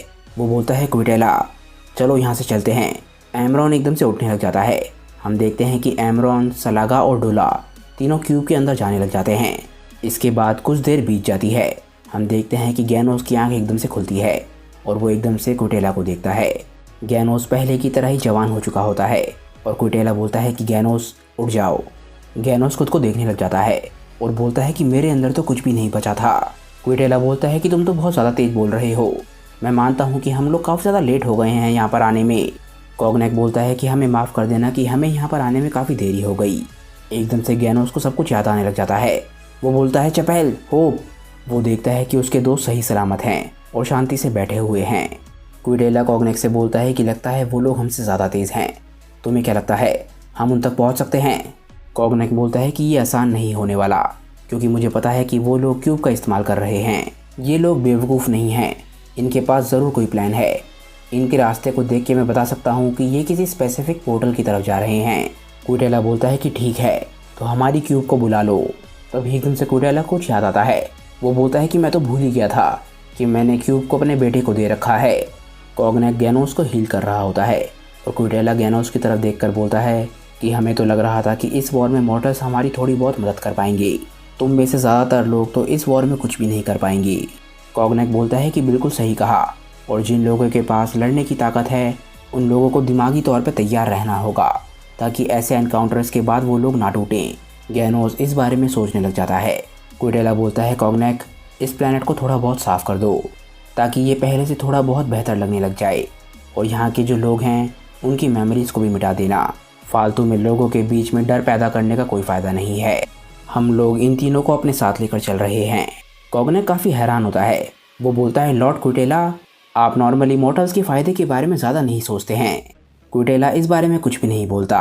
कॉग्नैक बोलता है कि तो ठीक है, जैसा आप कहेंगे वैसा होगा। तभी हम देखते हैं कि एमरॉन, सलागा और डोला के साथ अभी भी ट्रैवल कर रहा होता है, जिसके बाद वो यूनिवर्स 4 के पोर्टल की तरफ बढ़ते हैं। सलागा बोलता है अच्छा, तो ये वही स्पेशल पोर्टल होगा जिसके बारे में आप बता रहे थे, और इस पोर्टल की दूसरी तरफ यूनिवर्स 10 होगा, और यूनिवर्स 10 में जाने के बाद हमें सिर्फ 2 और पोर्टल्स का इस्तेमाल करना होगा, जिसमें से पहला हमें यूनिवर्स 6 पहुंचाएगा और यूनिवर्स 6 में से अगला पोर्टल हमें मिलेगा, जिसके बाद हम ग्रैंड प्रीस्ट के पैलेस में पहुंच जाएंगे। हम देखते हैं कि उनकी क्यूब एकदम से ट्रैवल करती है और यूनिवर्स 10 में पहुंच जाती है। वो लोग एक प्लैनेट की तरफ बढ़ते हैं, जिस प्लैनेट पर हम देखते हैं कि काफ़ी सारे टूर्नामेंट ऑफ पावर के वॉरियर्स हैं, और इसके बाद वो लोग इस प्लैनेट पर लैंड करते हैं। ग्रैंड प्रीस्ट और मदर ऑफ एंजल्स के बीच में जो कुछ भी हुआ उसे 5 महीने बीत चुके हैं। 12 के 12 यूनिवर्सेस ट्रेनिंग में लगे हैं और लगातार बहुत मेहनत कर रहे हैं, ताकि वो अपने पिछले जनरेशन्स की लेगेसी को सबसे बेहतर तरीके से आगे बढ़ा सकें और आगे आने वाली जनरेशन्स की डेस्टिनी का फैसला कर सकें। पर यूनिवर्स 11 में एक वॉरियर अपनी पूरी कोशिश कर रहा है कि इस आने वाली लड़ाई के रिजल्ट को सही डायरेक्शन में मोड़ सके। हम देखते हैं कि ये वॉरियर होता है हमारा सन गोहान। गोहान एक तबाह हुई हुई सिटी के ऊपर खड़ा होता है और हम देखते हैं कि एक शिप गोहान की तरफ बढ़ रही होती है। डिस्पो बोलता है कितनी अजीब सी बात है, जब से ग्रैंड प्रीस्ट ने अपनी कॉल दी है, जब से काफ़ी सारे बुरे लोग एक्शन में आ गए हैं और अपने हिसाब से अपने लॉस बना रहे हैं। वो जानते हैं कि आगे एक लड़ाई आने वाली है, इसीलिए वो इस टेंशन का फ़ायदा उठाकर अपनी वेल्थ और अपने टेरिटरी को बढ़ाना चाहते हैं। जनरल कसीरल बोलते हैं कि तुमने बिल्कुल सही कहा, और जैसा कि तुमने कहा इनकी संख्या लगातार बढ़ती जा रही है और ये काम प्राइड ट्रूपर्स का है कि 2 साल ख़त्म होने से पहले इन सभी लोगों को रोक कर रखें, और ऐसा करने से फ्यूचर में जो लोग हाई प्रीस्टेस से जुड़ना चाहते हैं हम उन लोगों को भी कम कर सकते हैं। इसके बाद जिरेन पूछता है कि वैसे गोहान को प्लैनेट ग्रिल पे कितना समय हो चुका है। इसके बाद हम प्लैनेट ग्रिल को देखते हैं। हम देखते हैं कि यहाँ पे काफ़ी ज़्यादा तबाही मची हुई है। जनरल कसीरल बोलते हैं कि गोहान को वहाँ पर गए हुए 3 दिन हो चुके हैं और अब तक हमारा उससे बिल्कुल भी कांटेक्ट नहीं था। उसने कुछ ही समय पहले बताया है कि वो ज़िंदा है और उसने हमें उससे ज्वाइन करने के लिए बोला है। जिरेन, उसने तुम्हें बुलाने के लिए भी काफ़ी ज़्यादा जोर दिया था। जिरेन बोलता है कि मुझे लगता है कि हमें उसे वहाँ पर अकेला नहीं भेजना चाहिए था।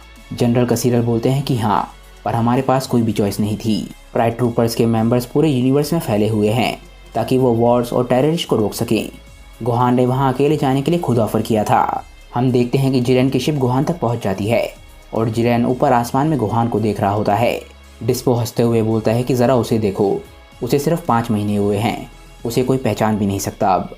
जब ये हमसे मिलने आया था तो तुम्हें शुरुआत में क्या लगा था कि ये इतना ज़्यादा बदल जाएगा?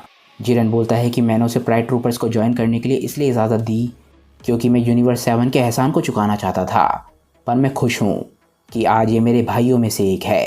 तभी एकदम से गोहान बोलता है। वो बोलता है, जनरल कसीरल, जैसा कि आपने कहा था ये प्लैनेट अब पूरी तरीके से साफ़ हो चुका है। जनरल कसीरल बोलते हैं कि हाँ, मैं देख सकता हूँ, पर मुझे लगा नहीं था कि तुम इस पूरी आर्मी को 3 दिन में रोक दोगे। पर मुझे लगता है कि तुम्हें भी ये बात अच्छी तरीके से पता होगी कि उन लोगों को ज़िंदा नहीं छोड़ना चाहिए था। सही कहा ना? गोहान इस बारे में कुछ भी नहीं बोलता। जनरल कसीरल बोलते हैं कि वो एक वांटेड ऑर्गेनाइजेशन थी काफ़ी महीनों से। उस ऑर्गेनाइजेशन के सभी मेंबर्स ना जाने कितने लोगों की मौत और एक्सीडेंट्स के लिए जिम्मेदार हैं। ऐसे लोगों को ज़िंदा छोड़ना ये शोभा नहीं देता। गोहान बोलता है, जनरल कसीरल, मैं आपके पॉइंट को समझता हूँ और मैं इस चीज़ के लिए आपसे माफ़ी चाहूँगा कि मिशन को मैंने उस तरीके से कंप्लीट नहीं किया जिस तरीके से आप चाहते थे। पर धरती पर रहने से मैंने एक बात सीखी है, और वो ये है कि अगर आप अपने एनिमीज़ को थोड़ा सा चांस देंगी तो हो सकता है समय आने पे वो आपके सबसे अच्छे साथी साबित हों। जनरल कसीरल बोलते हैं कि मेरे दोस्त, अपनी इन बातों में बस खो मत जाना, पर वैसे तुम्हारा थैंक यू। इसके बाद जनरल कसीरल कुछ लोगों को बुलाने लग जाते हैं ताकि वो इस प्लैनेट को संभाल सकें। इसके बाद जिरेन बोलता है कि गोहान, मुझे बताओ कि तुमने मुझे यहाँ पर क्यों बुलाया है। गोहान बोलता है कि मैं तुम लोगों के साथ 5 महीने से हूँ। अब मेरा गोल उस हिसाब से शेप ले रहा है जिस हिसाब से मैं चाहता था, और इसका सबसे बड़ा थैंक्स तुम्हें जाता है जिरेन। इसके बाद हम 4 महीने पीछे आते हैं। हम तभी बेलमोड और बाकी सभी लोगों को देखते हैं। बेलमोड बोलता है कि मेरा मौत से सामना हुआ, पर हम दोनों एक दूसरे को पसंद नहीं आए, इसीलिए मैंने फैसला किया कि मैं वापस आ जाता हूँ। गोहान पूछता है, लॉर्ड बेलमोड, आपको जगे हुए कितना समय हो गया है? जनरल कसीरल बोलते हैं कि वो अचानक से ही हमारे एक मिशन के दौरान वापस आ गए, पर वो तुम्हें पर्सनली मिलकर कॉन्ग्रेचुलेशंस बोलना चाहते थे क्योंकि तुमने हमारी टीम को ज्वाइन कर लिया है। बेलमोड बोलता है कि किसने सोचा था कि सन गोकू का बेटा एक दिन प्राइड ट्रूपर्स को ज्वाइन करेगा। गोहान बोलता है कि सच बताऊं तो मैं ऐसा नहीं चाहता था। अगर सब कुछ नॉर्मल रहता तो मैं अपनी स्टडीज़ को ही आगे बढ़ाता। मुझे लगा नहीं था कि चीज़ें इतनी आगे तक बढ़ जाएंगी। बेलमोड बोलता है कि कोई बात नहीं, अब तुम हमारी फैमिली के पार्ट हो। तुम्हारा वेलकम और ज्वाइन करने के लिए कॉन्ग्रेचुलेशंस। टोपो बोलता है कि तुम्हारे आने के बाद से ही मेरे दिमाग में एक बात खटक रही है, तुमने अपने लोगों के साथ ट्रेनिंग क्यों नहीं करी? मेरे हिसाब से अगर तुम वेजिटा के साथ ट्रेनिंग करते तो वो तुम्हारे लिए ज़्यादा फ़ायदेमंद हो सकता था। गोहान बोलता है कि सच बताऊं तो मैं तुम्हारे यूनिवर्स में तब से इंटरेस्टेड हूँ जब से मैं तुम्हें टूर्नामेंट ऑफ पावर में मिला था, स्पेशली तुम्हारे कायोशिन में। बेलमोड एकदम से हंसता है और पूछता है कि तुम्हारे को वैसे के बारे में इतनी इंटरेस्टिंग चीज़ क्या लगी? गोहान बोलता है कि असल बात यह है कि मेरी ताकतें असल में मेरे यूनिवर्स के ओल्ड सुप्रीम काय ने काफ़ी सालों पहले आज़ाद करी थी। तो एक तरीके से आप कह सकते हो कि मेरी ताकतें इनडायरेक्टली कायोशिन से आती हैं। और जब टूर्नामेंट ऑफ पावर में मैं डिस्पो के साथ बाहर आया था तब मैंने आकर्षण से पूछा था कि आखिर ये के कौन है। मुझे पता नहीं क्यों और इस चीज़ को मैं एक्सप्लेन भी नहीं कर सकता, पर मुझे लग रहा है कि कायोशिन और मैं किसी तरीके से कनेक्टेड हैं और मैं उनके एनर्जीज और पोटेंशियल को महसूस कर सकता हूँ। तभी हम एकदम से मार्गरीटा को देखते हैं। मार्गरीटा बोलती है कि कायोशिन की दुनिया दूसरी जगहों की तरह बिल्कुल भी नहीं है और बहुत ही कम मॉडल्स ने उस दुनिया में अपने कदम रखे हैं।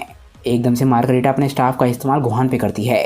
मार्गरीटा बोलती है कि जितना मैं देख सकती हूँ ऑफिशियली तुमने कायोशिन के आउटफिट को पहना हुआ है और तुम्हारे पोटारास की वजह से तुम उस समय कायोशिन अप्रेंटिस बन गए थे। मुझे लगता है कि इससे तुम्हें तुम्हारे काफ़ी सारे सवालों के जवाब मिल गए होंगे। जिरेन पूछता है कि वैसे तुम्हारे कायोशिन ने तुम्हें के बारे में क्या बताया है। गोहान बोलता है कि कायोशिन ने मुझे बताया है कि शुरुआत में कायोशिन से गोल्डन फ्रूट के तौर पर आते हैं। यूनिवर्स में जितने भी गोल्डन फ्रूट्स एग्जिस्ट करते हैं वो सभी कायोशिन में बदलना चाहते हैं। के एक ऐसा फ्रूट था जो कि नॉर्मल फ्रूट से 3 या 4 गुना ज़्यादा बड़ा था। इसी वजह से के अंदर जो की है वो बहुत ज़्यादा इंटेंस है और उसके फेलो फ्रूट्स के मुकाबले बहुत ज़्यादा है। एक तरीके से कहा जाए तो के बाकी क्रिएटर गॉड्स की तरह बिल्कुल भी नहीं है जिन्हें हम जानते हैं। क्या मैंने गलत कहा? बेलमोट काफ़ी हैरान होता है। वो बोलता है कि इसे पता है कि ये किस बारे में बात कर रहा है, इसके दिमाग में आखिर क्या चल रहा है। बेलमोट बोलता है गोहान तुमने बिल्कुल सही कहा। के पास ऐसी ताकतें हैं जैसी बाकी कायोशिन्स के पास कभी भी नहीं होंगी उनकी पूरी ज़िंदगी में। अब तुम बता क्यों नहीं देते कि तुम्हारे दिमाग में क्या चल रहा है? गोहान एकदम से अपनी छाती पे हाथ रखता है। वो बोलता है कि सही बताऊं तो मुझे भी पूरी तरीके से नहीं पता।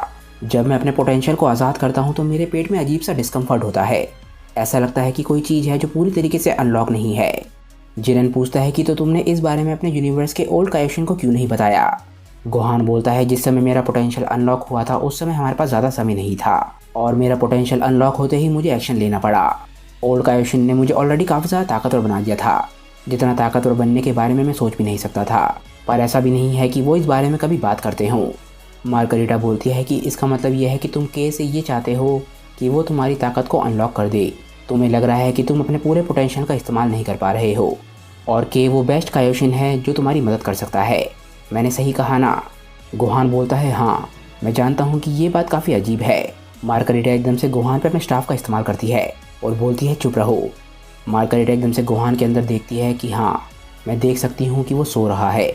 तुम्हारी ताकत को अनलॉक करने के लिए स्टेप्स को पूरा कर दिया गया है पर वो सही ऑर्डर में नहीं हुआ। गोहान बोलता है कि इससे तुम्हारा क्या मतलब है? मार्गरीटा बोलती है कि जब कोई कायोशिन किसी के पोटेंशियल को अनलॉक करता है तो उसके लिए काफ़ी सारे स्टेप्स को फॉलो करना पड़ता है और वो भी सही ऑर्डर में, और इसके लिए बहुत ज़्यादा कॉन्सेंट्रेशन की ज़रूरत होती है। सभी कायोशिन दूसरों के पोटेंशियल को अनलॉक नहीं कर सकते। सच बात तो यह है कि थोड़े से ही कर सकते हैं। लगता है ओल्ड कायोशिन उन लोगों में से नहीं है। गोहान एकदम से याद करता है और उसे याद आता है कि ओल्ड सुप्रीम काय हंस रहे थे और पूरी तरीके से कॉन्सेंट्रेट नहीं कर रहे थे। मार्गरीटा बोलते हैं कि चलो कोई बात नहीं, ये तो वैसे भी होना ही था क्योंकि तुमने एक ऐसे कायोशिन पे विश्वास किया जो कि एक कायोशिन से ज़्यादा एक विच है। वैसे मैं तुम्हारे अंदर जो देख सकती हूँ, असल में तुम्हारा पोटेंशियल तो अभी आधा भी अनलॉक नहीं हुआ है और तुम्हारे अंदर देख के मुझे पता चला कि तुम्हारा वैसे भी काफ़ी सारे लोगों से लिंक है। एक सैयन फादर, एक धरतीवासी माँ, एक नैमेग ने तुम्हारा पोटेंशियल अनलॉक किया। सेकंड टाइम एक गॉड ऑफ क्रिएशन ने तुम्हारे पोटेंशियल को अनलॉक किया और तुम्हारी पूरी ताकत आज़ाद होने के लिए जो कंडीशंस पूरी होनी थी वो हो चुकी हैं। गोहान बोलता है कि मेरे मन में अब कोई भी डाउट नहीं है। मुझे अपनी ताकत की लिमिट्स तक पहुंचना है ताकि मैं सभी लोगों को प्रोटेक्ट कर सकूं। सच में मुझे आप सभी लोगों की ज़रूरत होगी। गोहान अपने मन में बोलता है कि मुझे समझ आ रहा है कि ध्यान रखने का क्या मतलब है और इसके लिए मैं आप सभी को एडमायर करता हूँ। गोहान सभी को थैंक्स बोलता है। डिस्पो एकदम से बोलता है गोहान इतना ज़्यादा फॉर्मल होने की ज़रूरत बिल्कुल भी नहीं है। शुरुआत में हमें समझ नहीं आ रहा था कि तुम यहाँ पर क्यों आए हो, पर अब तुम एक प्राइड ट्रूपर हो, इसीलिए हम में से किसी ने भी तुमसे कोई सवाल नहीं किया। इसके बाद हम करंट समय में वापस आते हैं। गोहान इसके बाद जिरेन को बुलाता है। हम देखते हैं कि जिरेन गोहान के पीछे खड़ा हुआ होता है। गोहान एकदम से पावर अप करने लग जाता है और बोलता है जिरेन, मुझे तुम्हारी एक मदद की ज़रूरत है। जब से मैं एक छोटा बच्चा था तब से लेकर मैंने आज तक किसी को भी उस तरीके से फ़ाइट करते हुए नहीं देखा जैसा टूर्नामेंट ऑफ पावर में तुमने मेरे फादर के साथ फ़ाइट करा था। और जब तुम फ्रीज़ा और नंबर 17 से लड़ रहे थे तब भी तुम हर मुकाबले में बेहतर थे। मेरे मन में इस बारे में कोई भी डाउट नहीं है कि तुम कमाल के हो। जिरेन बहुत ही हैरानी से गोहान को देख रहा होता है और अपने मन में बोलता है गोहान के अंदर जो एबिलिटीज़ और फाइट के लिए इच्छा मैं महसूस कर सकता हूँ और ये ऑरा जो गोहान के अंदर से निकल रहा है ये कमाल का है। गोहान जिरेन से बोलता है जिरेन, मैं चाहता हूँ कि तुम अपनी पूरी ताकत के साथ मुझसे लड़ो। मैं यहाँ पर के आने का इंतज़ार कर रहा हूँ, तब तक मैं अपने लिमिट्स को अनलॉक करना शुरू कर रहा हूँ। जिरेन बोलता है कि इसका ऑरा इसके फादर के मुकाबले बिल्कुल अलग है। हम देखते हैं कि गोहान बिल्कुल शांति से खड़ा होता है और इसके बाद वो एकदम से पीछे मुड़ के देखता है क्योंकि उसके पीछे जिरेन द ग्रे है और गोहान उसे बहुत ही सीरियसली देखता है। गोहान बोलता है जिरेन, मैं सिर्फ अपनी लिमिट्स को ढूंढना चाहता हूँ। इस फाइट में मेरे लिए सिर्फ यही मैटर करता है, इसीलिए मैं अपनी पूरी ताकतों का इस्तेमाल करूँगा। हम देखते हैं कि जिरेन गोहान की बात को समझ रहा है और वो बहुत ज़्यादा सीरियस है।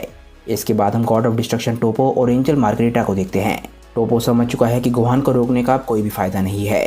वो बोलता है मार्गरीटा, इस प्लैनेट और इस प्लैनेट पर रहने वाले सभी लोगों को बचाना। मार्गरीटा स्माइल करते हुए बोलती है कि जैसा आप कहें।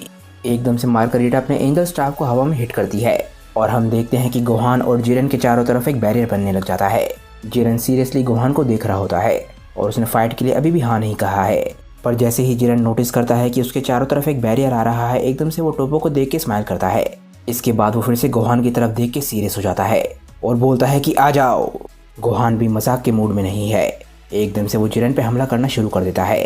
वो अपनी फुल स्पीड में जिरेन की तरफ बढ़ता है और एक बहुत ही ज़बरदस्त पंच बना के जिरेन को मारने वाला होता है।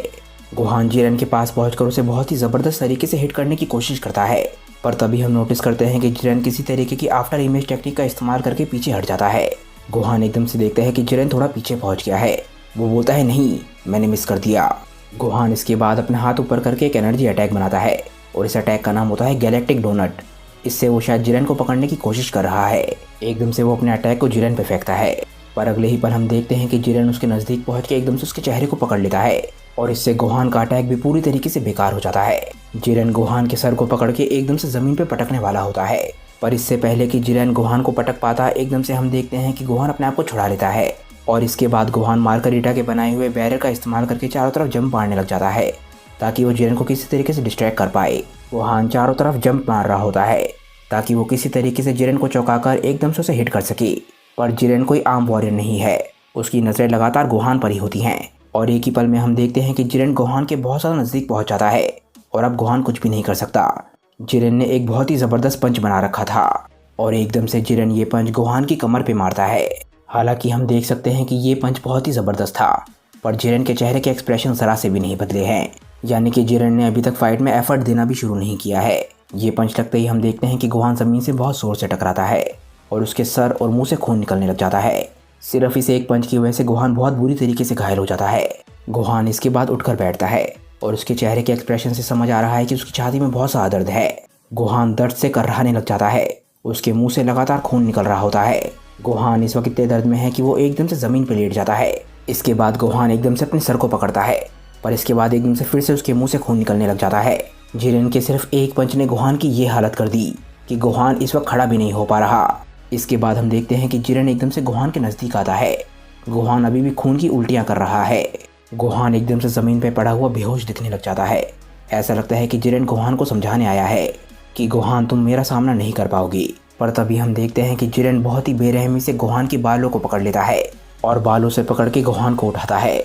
हम देखते हैं कि एक बार फिर से गोहान दर्द से कराहने लग जाता है, पर जिरेन का चेहरा अभी भी बिल्कुल शांत है, जैसे कि उसे इस फाइट से कोई फ़र्क ही ना पड़ता हो। गोहान इसके बाद जिरेन को देखते हुए बोलता है कि मुझे विश्वास नहीं होता, मैं तो बिल्कुल हैरान हूँ, मैं तो हिल भी नहीं पा रहा। जिरेन के चेहरे का एक्सप्रेशन हल्का सा बदल जाता है। एकदम से जिरेन एक पंच बनाता है और गोहान को बहुत ही ज़बरदस्त तरीके से मारता है। आखिरकार गोहान की आंखें बंद होने लग जाती हैं और उसे जिरेन का चेहरा दिखता है। जिरेन एकदम से गोहान के बालों को छोड़ देता है और हम देखते हैं कि जिरेन ने एक और पंच बना रखा है और ये पंच भी जिरेन गोहान के चेहरे पे बहुत ही ज़बरदस्त तरीके से मारता है। गोहान अभी तक भी गिरा नहीं होता और हम देखते हैं कि जिरेन एकदम से जंप मारता है और एकदम से वो अपनी दोनों टांगों को मिला के गोहान के पेट में बहुत ही ज़बरदस्त तरीके से किक मारता है। गोहान अभी तक इस पूरी फाइट में कुछ भी नहीं कर पाया होता और एक बार फिर से उसके मुंह से खून निकलने लग जाता है। जिरेन की किक की वजह से हम देखते हैं कि गोहान पीछे जाके गिरने लग जाता है और एकदम से वो बैरियर से टकराता है। गोहान के ज़मीन पर गिरते ही ऐसा लगता है कि अब वो बेहोश हो चुका है, पर एकदम से उसे होश आता है और वो बोलता है नहीं। गोहान इसके बाद अपनी पूरी हिम्मत जुटा के खड़े होने लग जाता है और हम देखते हैं कि वो पहले के मुकाबले थोड़ा बहुत होश में आ चुका है। टोपो जैसे ही ये देखता है वो काफ़ी हैरान होता है। वो बोलता है क्या गोहान के पास अभी भी ताकत बची है? जिरेन भी काफ़ी हैरानी से गोहान की तरफ देख रहा था और हम देखते हैं कि गोहान के चेहरे पे हल्की सी स्माइल आती है और एक बारी फिर वो एक बहुत ही ज़बरदस्त पंच बना के जिरेन की तरफ अटैक करने के लिए बढ़ने लग जाता है, पर एक बारी फिर से वही होता है। हम देखते हैं कि गोहान आगे बढ़ ही नहीं पाता। जिरेन गोहान के पंच बनाते ही एकदम से उसके नज़दीक पहुंच जाता है और अपने शरीर का इस्तेमाल करते हुए गोहान के हाथ को ऊपर की तरफ कर देता है। हम देखते हैं कि जिरेन ने गोहान के चेहरे पर एक पंच बना रखा है और एक बारी फिर से जिरेन गोहान के चेहरे पे एक बहुत ही ज़बरदस्त पंच मारता है। हम देखते हैं कि हर तरफ खून ही खून होता है, पर इस पंच के पिछले पंच से खतरनाक होने के बावजूद हम देखते हैं कि इसका रिजल्ट थोड़ा सा अलग होता है। गोहान के मुंह से खून भले ही निकला हो, पर वो इस वक्त पूरी तरीके से कॉन्शियस है। जिरेन भी इस चीज़ को नोटिस कर लेता है। एकदम से गोहान खुद को रोकता है और अपने हाथ में एक बहुत ही फेमिलियर अटैक बनाने लग जाता है। हम देखते हैं कि गोहान अपना सबसे ताकतवर अटैक यानी कि कामेहामेहा बना रहा है और इसके बाद वो ये अटैक जिरेन की तरफ शूट कर देता है। जिरेन वक्त रहते अपने आप को इस अटैक से नहीं बचा पाता क्योंकि इस अटैक के अंदर हमें एक शैडो दिख रही होती है। जो किसी और की नहीं शायद जिरन की ही होती है। भले ही ये अटैक जिरन ने सामने से फेस किया हो, पर जिरन को जरा सा भी फर्क नहीं पड़ता। इसके बाद जिरन बहुत तेजी से गोहान की तरफ बढ़कर उसके चेहरे पर एक बारी फिर से बहुत ही ज़बरदस्त पंच मारता है। ये पंच लगते ही हम देखते हैं कि गोहान हवा में उछल जाता है और एक बारी फिर से बैरियर से जाके टकराता है। एक बारी फिर से गोहान अनकॉन्शियस हो जाता है और उसके मुंह से फिर से खून निकलता है। जैसे ही गोहान ज़मीन पर गिरता है हम देखते हैं कि वो बिना रुके एक बारी फिर से उठने लग जाता है। गोहान को देख के पता चल रहा होता है कि उसके अंदर ताकत बहुत कम है, पर वो सिर्फ अपने विल पावर की वजह से खड़ा हो पा रहा है। गोहान धीरे धीरे करके खड़ा होने लग जाता है और बहुत ही इंटेंस तरीके से जिरन की तरफ देखता है। जैसे ही जिरन गोहान की विल पावर को देखता है एकदम से उसे किसी की याद आती है। एकदम से जिरन अपनी यादों में जाने लग जाता है और वो अपने आप को ही याद कर रहा था। किड जिरन किसी से बोलता है कि मैं हार नहीं मानने वाला। हम देखते हैं कि किड जिरन किसी का सामना कर रहा था और ये शख्स जिरन के चेहरे पे बहुत ही ज़बरदस्त किक मारता है और जिरन के मुंह से खून निकल जाता है। जिरन बहुत दूर जाके गिरता है, पर हम देखते हैं कि गोहान की तरह ही पिटने के बावजूद भी जिरन लड़ने के लिए तैयार होता है।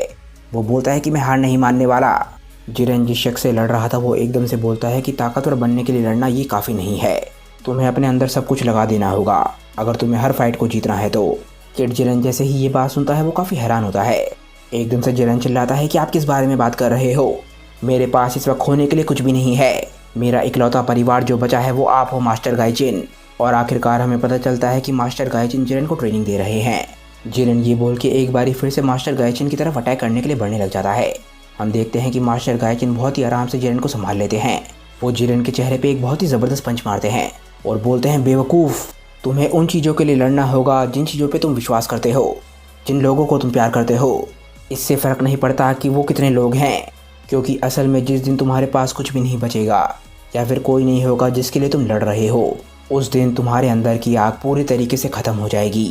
तुम्हें उस दिन का इंतज़ार करने की ज़रूरत बिल्कुल भी नहीं है जिस दिन तुम जिन लोगों से प्यार करते हो वो मरने वाले हों या फिर वो ख़तरे में हो ताकि तुम्हें उनके लिए लड़ना पड़े। तुम्हें उन लोगों के लिए ताकतवर बनना होगा इससे पहले कि वो समय आए। हम देखते हैं कि किड जिरन की आंखों में आंसू होते हैं और इसके बाद हम एडल्ट जिरन को देखते हैं। वो गुस्से में गोहान की तरफ देख रहा होता है क्योंकि शायद गोहान के अंदर वो खुद को ढूंढ रहा है। जिरन इसके बाद गोहान की तरफ देखकर बोलता है कि सन गोहान, आखिर तुम बार बार खड़े क्यों होते जा रहे हो। हम देखते हैं कि गोहान खड़े होने में अपनी पूरी ताकत लगा रहा होता है। गोहान एकदम से बहुत ज़ोर से चिल्लाता है, क्योंकि मैं अभी भी ये कर सकता हूँ। ये बात सुन के जिरन समझ जाता है कि गोहान को हार मानने पे मजबूर करना इतना आसान नहीं होने वाला। आखिरकार जिरन पहली बारी फाइट में सीरियस होता है और हम देखते हैं कि वो एकदम से पावर अप करने लग जाता है। हम देखते हैं कि जिरन जैसे ही पावर अप करता है एकदम से उसके मसल्स काफ़ी ज़्यादा बड़े हो जाते हैं। इसके बाद जिरन शांत होकर एकदम से गोहान की तरफ देखने लग जाता है। गोहान भी एकदम से समझ जाता है कि जिरन अब सीरियस है। हम देखते हैं कि गोहान एकदम से अपने हाथ को फैला के किसी तरीके के अटैक को चार्ज करने लग जाता है। गोहान का ये अटैक काफ़ी ज़्यादा सीरियस है। हम देखते हैं कि उसके चारों तरफ काफ़ी सारे एनर्जी ऑर्ब्स बनने लग जाते हैं। गोहान भी कहीं ना कहीं जानता है कि उसकी ताकतें जिरन को हराने के लिए काफ़ी नहीं है, पर फिर भी वो अपनी पूरी कोशिश कर रहा है। एक बारी फिर से हम देखते हैं कि गोहान के अटैक शूट करने से पहले ही जिरन गोहान तक पहुंच जाता है। हम देखते हैं कि जिरन उसके चारों तरफ के एनर्जी ऑर्ब्स को तबाह कर देता है और एक बारी फिर से जिरन गोहान के चेहरे पर एक और बहुत ही ज़बरदस्त पंच मारता है।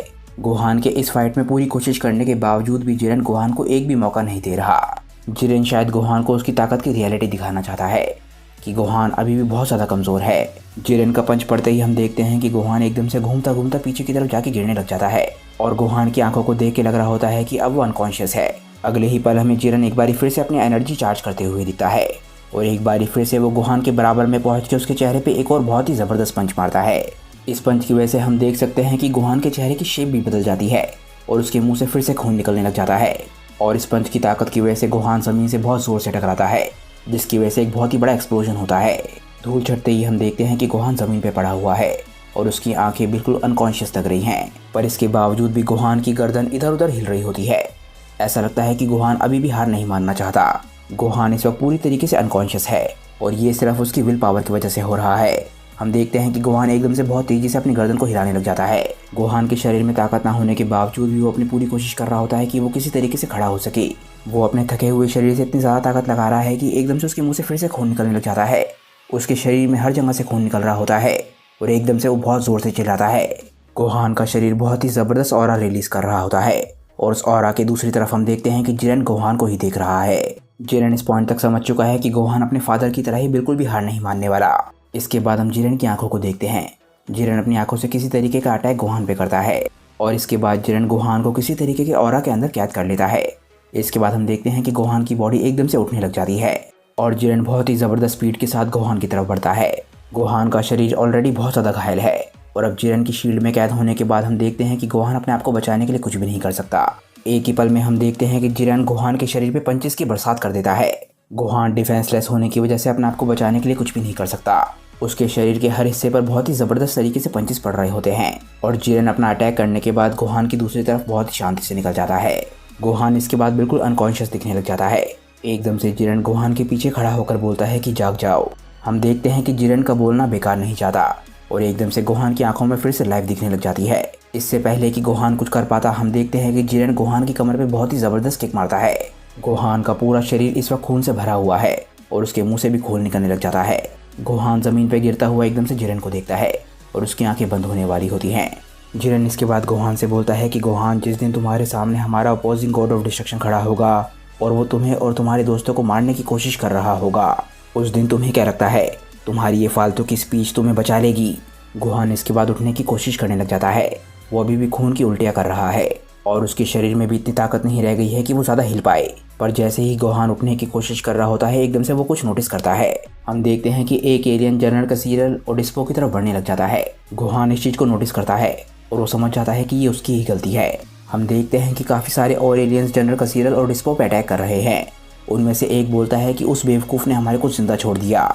उन बेवकूफ़ों को लग रहा था कि हम लोग शांति से बैठे रहेंगे। एकदम से वो एलियंस हंसने लग जाते हैं। हम देखते हैं कि जनरल कसीरल और डिस्पो लड़ने के लिए तैयार होते हैं। हम देखते हैं कि गोहान को बहुत ज़्यादा पछतावा हो रहा होता है क्योंकि उसने ऑर्डर्स को पूरा नहीं किया। उसके ऑर्डर्स थे कि प्लैनेट पे शांति लाने के बाद उसे सभी टेररिस्ट को ख़त्म करना है और उसने सभी टेररिस्ट को जिंदा छोड़ दिया। गोहान उनकी तरफ देखकर बोलता है कि जिरन, हमें उनकी हेल्प करनी होगी। जिरन बोलता है नहीं, अपने साथियों पर विश्वास करो, तुम अपनी इस कंडीशन में कुछ भी नहीं कर पाओगे। एंजल मार्गरीटा इसके बाद गॉड ऑफ डिस्ट्रक्शन टोपो से बोलती है कि लॉर्ड टोपो, क्या आप अपने दोस्तों की मदद करने के लिए कुछ नहीं करना चाहेंगे? टोपो बोलता है कि नहीं मार्गरीटा, ध्यान से देखो, डिस्पो और जनरल कसीरल सिर्फ दिक्कत में होने का ड्रामा कर रहे हैं। हम देखते हैं कि डिस्पो और जनरल कसीरल एक दूसरे की तरफ देख के हंसने लग जाते हैं। मार्गरीटा स्माइल करते हुए बोलती है कि बिल्कुल सही। जिरन इसके बाद फिर से गोहान की तरफ देखकर बोलता है कि सन गोहान, मैं तुमसे एक बार फिर से पूछ रहा हूँ, आखिर तुम बार बार खड़े क्यों हो रहे हो? गोहान को एकदम से ये चीज़ काफ़ी ज़्यादा स्ट्राइक करती है और एकदम से गोहान उन सभी लोगों के बारे में सोचने लग जाता है जिन लोगों से वो प्यार करता है, जिन लोगों के लिए वो लड़ रहा है, जिन लोगों की ज़िंदगी की रक्षा करने के लिए गोहान का लड़ना ज़रूरी है। भले ही गोहान को फ़र्क ना पड़ता हो कि वो कितना ताकतवर है, पर गोहान अपनी डेस्टिनी को समझ चुका है और वो जान चुका है कि उसे बार बार खड़ा होना होगा उन लोगों के लिए जो लोग अपनी रक्षा खुद नहीं कर सकते। जिरन के चेहरे पे एकदम से स्माइल आ जाती है क्योंकि वो गोहान के चेहरे के एक्सप्रेशन से समझ चुका है कि गोहान उसकी बात समझ गया है। जनरल कसीरल एकदम से चिल्लाते हैं कि जिरन रुक जाओ, इतना आगे मत जाओ। और हम देखते हैं कि जिरन गोहान को हराने के लिए एक बहुत ही ज़बरदस्त पंच बनाने लग जाता है। वो अपने पंच में अपनी सारी ताकत को इकट्ठा कर रहा होता है। जिरन अपना फाइनल अटैक करने के लिए गोहान की तरफ बढ़ने लग जाता है। वो बोलता है कि मुझे लगता है कि समय आ गया है। हम देखते हैं कि जिरन की पंच की ताकत की वजह से उसके मसल्स बहुत ज़्यादा बड़े हो जाते हैं और शायद जिरन के इस पंच में इतनी ताकत है कि गोहान इस पंच से बच भी ना पाए। जिरन बोलता है कि ये है मेरी पूरी ताकत अंत के लिए। जिरन अगले कुछ ही पलों में गोहान तक पहुंच जाता है और वो गोहान के सामने एक मॉन्स्टर की तरह लग रहा होता है। गोहान कॉन्फिडेंटली जिरन के सामने खड़ा होता है और पहली बार ऐसा लग रहा होता है कि वो जिरन के साथ बराबरी पर है। और जैसे ही जिरन गोहान को पंच मारने वाला होता है हम देखते हैं कि गोहान एकदम से नीचे झुक जाता है और इस पूरी फाइट में गोहान पहली बार जिरन के अटैक को डॉज करने में कामयाब हो जाता है। हालांकि जिरन का पंच बेकार हो गया पर एकदम से जिरन की एनर्जी एक्सप्लोड करती है। हम देखते हैं कि जिरन और गोहान की फाइट के लिए मार्गरीटा ने जिस बैरियर को बनाया था वो भी जिरन की ताकत से एकदम से हिलने लग जाता है। मार्गरीटा बस हल्की सी स्माइल करती है क्योंकि वो जिरन की ताकत को पहले से ही जानती है। और तभी हम गोहान को देखते हैं। गोहान एक बहुत ही ज़बरदस्त पंच बना के जिरन की तरफ बढ़ने लग जाता है। हालांकि गोहान के अंदर बहुत ज़्यादा ताकत नहीं बची है पर उसकी बची हुई ताकत उसने अपने इसी पंच में लगा दी है और आखिरकार गोहान अपना पंच जिरन पे शूट करता है पर जिरन इस पंच को बहुत ही आराम से डॉज कर देता है, वो भी सिर्फ अपनी गर्दन को हल्का सा साइड कर कर। पर तभी हम देखते हैं कि गोहान का अटैक पूरी तरीके से बर्बाद नहीं हुआ। इतनी स्ट्रगल के बाद गोहान आखिरकार जिरन को छूने में कामयाब हो जाता है और जिरन के मुंह से हल्का सा खून निकलने लग जाता है। जिरन के चेहरे पे स्माइल होती है। जिरन जानता है कि गोहान अभी भी हार मानने के लिए तैयार नहीं होगा। गोहान इस वक्त अनकॉन्शियस है पर उसकी बॉडी अभी भी खड़ी हुई है। एकदम से जिरन अपने बॉडी के अंदर से एक ऑरा अटैक रिलीज करता है और जैसे ही ये ऑरा गोहान से टकराता है हम देखते हैं कि गोहान को हल्का सा दर्द होता है और एकदम से गोहान की अनकॉन्शियस बॉडी ज़मीन पे गिर जाती है। आखिरकार जिरेन वर्सेस गोहान की फाइट का एंड गोहान की हार के साथ हो चुका है, जिस बारे में हम में से किसी को भी डाउट नहीं था। हम देखते हैं कि जनरल कसीरल और डिस्पो इस चीज़ को देख के स्माइल करते हैं कि फाइनली गोहान जिंदा इस फाइट से बच गया। उन्होंने उन एलियंस को भी संभाल लिया होता है। हम देखते हैं कि गोहान आखिरकार हार कर ज़मीन पर लेट चुका है और इसके बाद हम जिरेन को देखते हैं। जिरेन गोहान से बोलता है कि बहुत बढ़िया। आखिरकार मार्गरीटा उस बैरियर को नीचे कर देती है जो कि गोहान और जिरेन की फाइट के लिए बना था। टोपो बोलता है कि हमें 2 साल के प्रिपरेशन का टाइम मिला है उन गॉड्स का सामना करने के लिए जो कि मिलियन साल से ट्रेनिंग कर रहे हैं। ये समय तैयारी के लिए बहुत कम है। इसके बाद हम गॉड ऑफ डिस्ट्रक्शन एमरॉन को देखते हैं और वो इस वक्त यूनिवर्स 10 में है। वो यहाँ पर भी तबाही मचाना शुरू कर चुका है। हम देखते हैं कि डोला और सलागा ने 2 वॉरियर्स को हरा दिया है। ये सभी वो वॉरियर्स हैं जिन्होंने यूनिवर्स 10 के लिए टूर्नामेंट ऑफ पावर में पार्टिसिपेट किया था। उनमें से एक वॉरियर चिल्लाता है कि बेवकूफ़ो, तुम्हें इसकी कीमत चुकानी पड़ेगी। हम देखते हैं कि एमरॉन पे अटैक करने के लिए वो वॉरियर आगे बढ़ता है और वो किसी तरीके की टेक्निक का इस्तेमाल करता है जिससे वो एक की जगह 2 दिखने लग जाता है। तभी हम देखते हैं कि एमरॉन अपनी एनर्जी से एक बहुत ही बड़ी चेन बनाता है और इस चेन को एकदम से इस वॉरियर पे शूट कर देता है और एमरॉन इस वॉरियर की गर्दन को अपनी चेन से पकड़ लेता है और इसके बाद एमरॉन अपनी चेन को खींचता है। अगले ही पल हम देखते हैं कि एमरॉन एकदम से अपनी चेन को उठा के पटक देता है और इसके साथ ये वॉरियर भी ज़मीन से जाके टकराता है। एक ही झटके में एमरॉन इस लड़ाई को ख़त्म कर देता है और इसके बाद हम देखते हैं कि एमरॉन इस वॉरियर को बहुत ही नीची निगाहों से देख रहा होता है। इसके बाद एमरॉन डोला की तरफ देखता है और बोलता है, डोला, इस बेकार के इल्यूजन को ख़त्म करो। डोला और सलागा ने अभी तक इस चीज़ को नोटिस ही नहीं किया था। एकदम से हम देखते हैं कि डोला अपनी चुटकी बजाता है और जिस इल्यूजन के अंदर एमरॉन, सलागा और डोला फंसे हुए थे वो टूटने लग जाता है और हमें पता चलता है कि एमरॉन अभी किसी प्लेनेट पर नहीं था बल्कि वो एक शिप के अंदर है। इल्यूजन से बाहर आते ही हम देखते हैं कि एमरॉन का ध्यान एक लड़की पे जाता है जो कि एक दीवार के पीछे छुपी हुई थी। वो एमरॉन को देख के एकदम से डर जाती है। इसके कुछ देर बाद हम देखते हैं कि वो लड़की हार के ज़मीन पे पड़ी हुई है और इसके बाद सलागा बोलता है कि ये लोग भी मैजिक का इस्तेमाल कर सकते हैं और इन लोगों ने हमारे को स्पेसशिप के अंदर एक इल्यूजन में कैद कर दिया था, जिसका मतलब ये हुआ कि एमरॉन जिस वॉरियर से लड़ा था वो भी इल्यूजन का एक पार्ट था। सलागा बोलता है कि तो चलो हम लोग अपने रास्ते पे चलते हैं और तभी हम देखते हैं कि एमरॉन अपनी क्यूब में सलागा और डोला के साथ इस शिप से बाहर निकलता है और शिप से बाहर निकलते हुए वो शिप को नुकसान भी पहुंचाता है। वो लोग अपनी क्यूब में आगे बढ़ने लग जाते हैं और सलागा बोलता है कि इन लोगों को पता था कि हम लोग आ रहे हैं, इसीलिए वो हमारे पहुंचने से ही पहले तैयार थे। हम लोगों को यूनिवर्स 6 से भी सेम चीज़ एक्सपेक्ट करनी चाहिए। डोला एक्साइटेड होते हुए बोलता है कि मुझे उन लोगों का इंतज़ार है। एमरॉन बोलता है कि हम लोगों को मिटे हुए लाखों साल हो चुके हैं, तो ये मत सोचना कि यूनिवर्स 6 अभी भी उसी लेवल पर होगा, इसीलिए यूनिवर्स 6 में अपने डिफेंस को लो मत करना। सलागा और डोला बोलते हैं कि ठीक है। हम देखते हैं कि एमरॉन की शिप यूनिवर्स 10 के पोर्टल तक पहुंच जाती है। सलागा बोलता है कि हम पहुंच गए। डोला बोलता है हाँ, ग्रैंड प्रीस्ट के पैलेस तक पहुंचने के लिए ये हमारा आखिरी यूनिवर्स है। और इसके बाद हम यूनिवर्स 6 को देखते हैं और वापस प्लैनेट सैडाला पे आते हैं। हम देखते हैं कि काबा की फाइट चल रही थी और वेजिटा उस पर चिल्ला रहा होता है। वेजिटा बोलता है कि काबा, तुम क्या कर रहे हो? थोड़ा ध्यान से लड़ो, क्या तुम्हें दिख नहीं रहा कि वो इस वक्त जीत रही है? और तब हम देखते हैं कि काबा कलीफला से लड़ रहा है। कलीफला काफ़ी ज़्यादा कंफर्टेबल होती है और काबा काफ़ी ख़राब हालत में होता है। वो बोलता है, कलीफला तुम काफ़ी अच्छा कर रही हो, पर ये मत सोचना कि ये मेरे आखिरी वर्ड है। हम देखते हैं कि काबा एकदम से अटैक करने के लिए कलीफला की तरफ फिर से बढ़ने लग जाता है। काबा और कलीफला दोनों के अंदर से इलेक्ट्रिसिटी निकल रही है, जिसका मतलब ये है कि दोनों ही सुपर सैयन 2 की फॉर्म का इस्तेमाल कर रहे हैं। काबा अचानक से रुक जाता है और साइड में एक अटैक शूट करता है और हम देखते हैं कि ये अटैक कलीफला के आसपास भी नहीं होता। कलीफला बोलती है कि आखिर ये किस तरीके का अटैक था? लगता है तुम्हें अपने अटैक्स की डायरेक्शन को सही करने की ज़रूरत है, तुम सिंपल अटैक्स भी नहीं कर पा रहे हो। तभी काबा अपने दूसरे हाथ से नीचे की तरफ एक अटैक शूट करता है और बहुत तेज़ी से कलीफला की तरफ बढ़ने लग जाता है। वो कलीफला को जाके किक मारने वाला होता है। जैसे ही वो कलीफला को किक मारता है हम देखते हैं कि कलीफला बहुत ही आराम से बच जाती है। वो बोलती है कि ये क्या था, क्या ये किसी तरीके का डाइवर्जन था? तभी कलीफला काबा को पकड़ने की कोशिश कर रही होती है और एकदम से काबा के चेहरे पे स्माइल आ जाती है।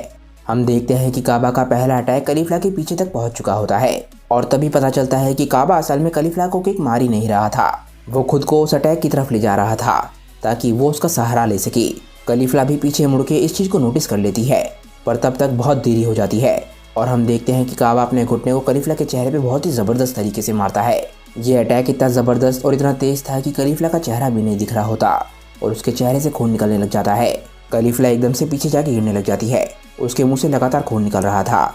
ऐसा लगता है कि वो अनकॉन्शियस हो गई है और वेजिटा बोलता है कि काबा बहुत बढ़िया, ऐसे ही करते रहो। और तभी एकदम से काबा अपने दोनों पैरों को मिला लेता है और किसी तरीके का अटैक बनाने लग जाता है। इस अटैक का नाम होता है स्प्लिटिंग किक। ये अटैक बहुत ही ज़बरदस्त होता है। ये किसी तरीके का सर्कल अटैक होता है जो कि ज़मीन को तोड़ते हुए आगे बढ़ रहा था, जिससे ये बात भी क्लियर है कि काबा इस अटैक में अपनी बहुत सारी एनर्जी का इस्तेमाल कर रहा है।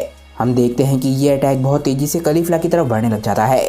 वेजिटा को देख के महसूस हो रहा होता है कि वो काबा पे काफ़ी ज़्यादा प्राउड है। हम कलीफला को एक बार फिर से देखते हैं। कलीफला पूरी तरीके से कॉन्शियस होती है। कलीफला बोलती है कि ये तो बहुत बुरा है, क्योंकि मुझे नहीं पता कि इस तरीके के अटैक को कैसे रोकते हैं। काबा का अटैक बहुत तेज़ी से कलीफला की तरफ बढ़ रहा होता है और उसे जल्दी कुछ करना होगा। वो एकदम से अपने सर को पीछे करती है और सर को पकड़ने लग जाती है। वो खुद से बोलती है कि इस वक्त मेरे पास सोचने का बिल्कुल भी समय नहीं है। एकदम से हम देखते हैं कि कलीफला अपने सर को आगे कर देती है और काबा का अटैक कलीफला को लग जाता है। कलीफला के सर से खून निकल रहा होता है। कलीफला सिर्फ अपने सर का इस्तेमाल करके काबा के स्प्लिटिंग किक अटैक को रोकने की पूरी कोशिश कर रही होती है। और इसके बाद हम देखते हैं कि कलीफला अपने दोनों हाथों में एनर्जी इकट्ठी करने लग जाती है और इसके बाद वो काबा के अटैक को पकड़ती है। इस वक्त वो अपने हाथों और अपने सर से इस अटैक को रोकने की कोशिश कर रही है, पर वो कामयाब नहीं हो रही होती और लगातार पीछे की तरफ पुश होती जा रही होती है। और इसके बाद हम काबा को देखते हैं। काबा के चेहरे पर एक बहुत ही शातिर स्माइल होती है। वो बोलता है कि मैं यही चाहता था। और तभी कलीफला भी उस चीज़ को नोटिस कर लेती है जो काबा करने की कोशिश कर रहा था, पर अब कलीफला के लिए कुछ भी करने के लिए बहुत ज़्यादा देरी हो चुकी होती है। हम देखते हैं कि काबा का ये अटैक एकदम से फट जाता है और क्योंकि काबा ने इस अटैक में अपनी बहुत सारी ताकत का इस्तेमाल किया था, ये एक्सप्लोजन कोई आम एक्सप्लोजन नहीं होता। ये एक ही झटके में कलीफला को हराने के लिए काफ़ी है। हम देखते हैं कि काबा के अटैक की वजह से हर तरफ धूल होती है और धूल छटने के बाद पता चलता है कि कलीफला हार चुकी है और वो अनकॉन्शियस होकर अपनी बेस फॉर्म में लौट चुकी है। काबा इतना खुश होता है कि वो खुशी के मारे उछलने लग जाता है और चिल्लाता है, आखिरकार आखिरकार मैंने कर दिखाया। और हम देखते हैं कि काबा इतना ज़्यादा खुश क्यों था। ये काबा और कलीफला के बीच में 19वां मैच था। पहले 18 कलीफला जीती है और ये पहला मैच है जो काबा जीता है। हम देखते हैं कि चिल्लाए ब्रोली के कंधे पे बैठ के स्कोर बदल रही होती है। इसके बाद काबा खुश होते हुए भाग के वेजिटा के पास जा रहा होता है। वो बोलता है, मास्टर वेजिटा, क्या आपने देखा कि मैंने क्या किया? आखिरकार अब मेरे पास मेरी सिग्नेचर टेक्निक है। वेजिटा बोलता है कि हाँ मैंने देखा। मैंने कहा था ना कि तुम जब करना चाहते हो तब तुम कर सकते हो। इसके बाद हम फिर से कलीफला को देखते हैं और कलीफला को आखिरकार होश आता है। वो उठ के ज़मीन पर बैठ जाती है और वो अपनी हार की वजह से काफ़ी ज़्यादा निराश लग रही थी, पर तभी एकदम से कलीफला के चेहरे पे स्माइल आ जाती है और वो बोलती है, काबा वो तो बहुत ही कमाल की टेक्निक थी। एकदम से वो काबा की तरफ देखकर अपना थम्स अप देती है। काबा और वेजिटा इस चीज़ को देख के काफ़ी ज़्यादा खुश होते हैं।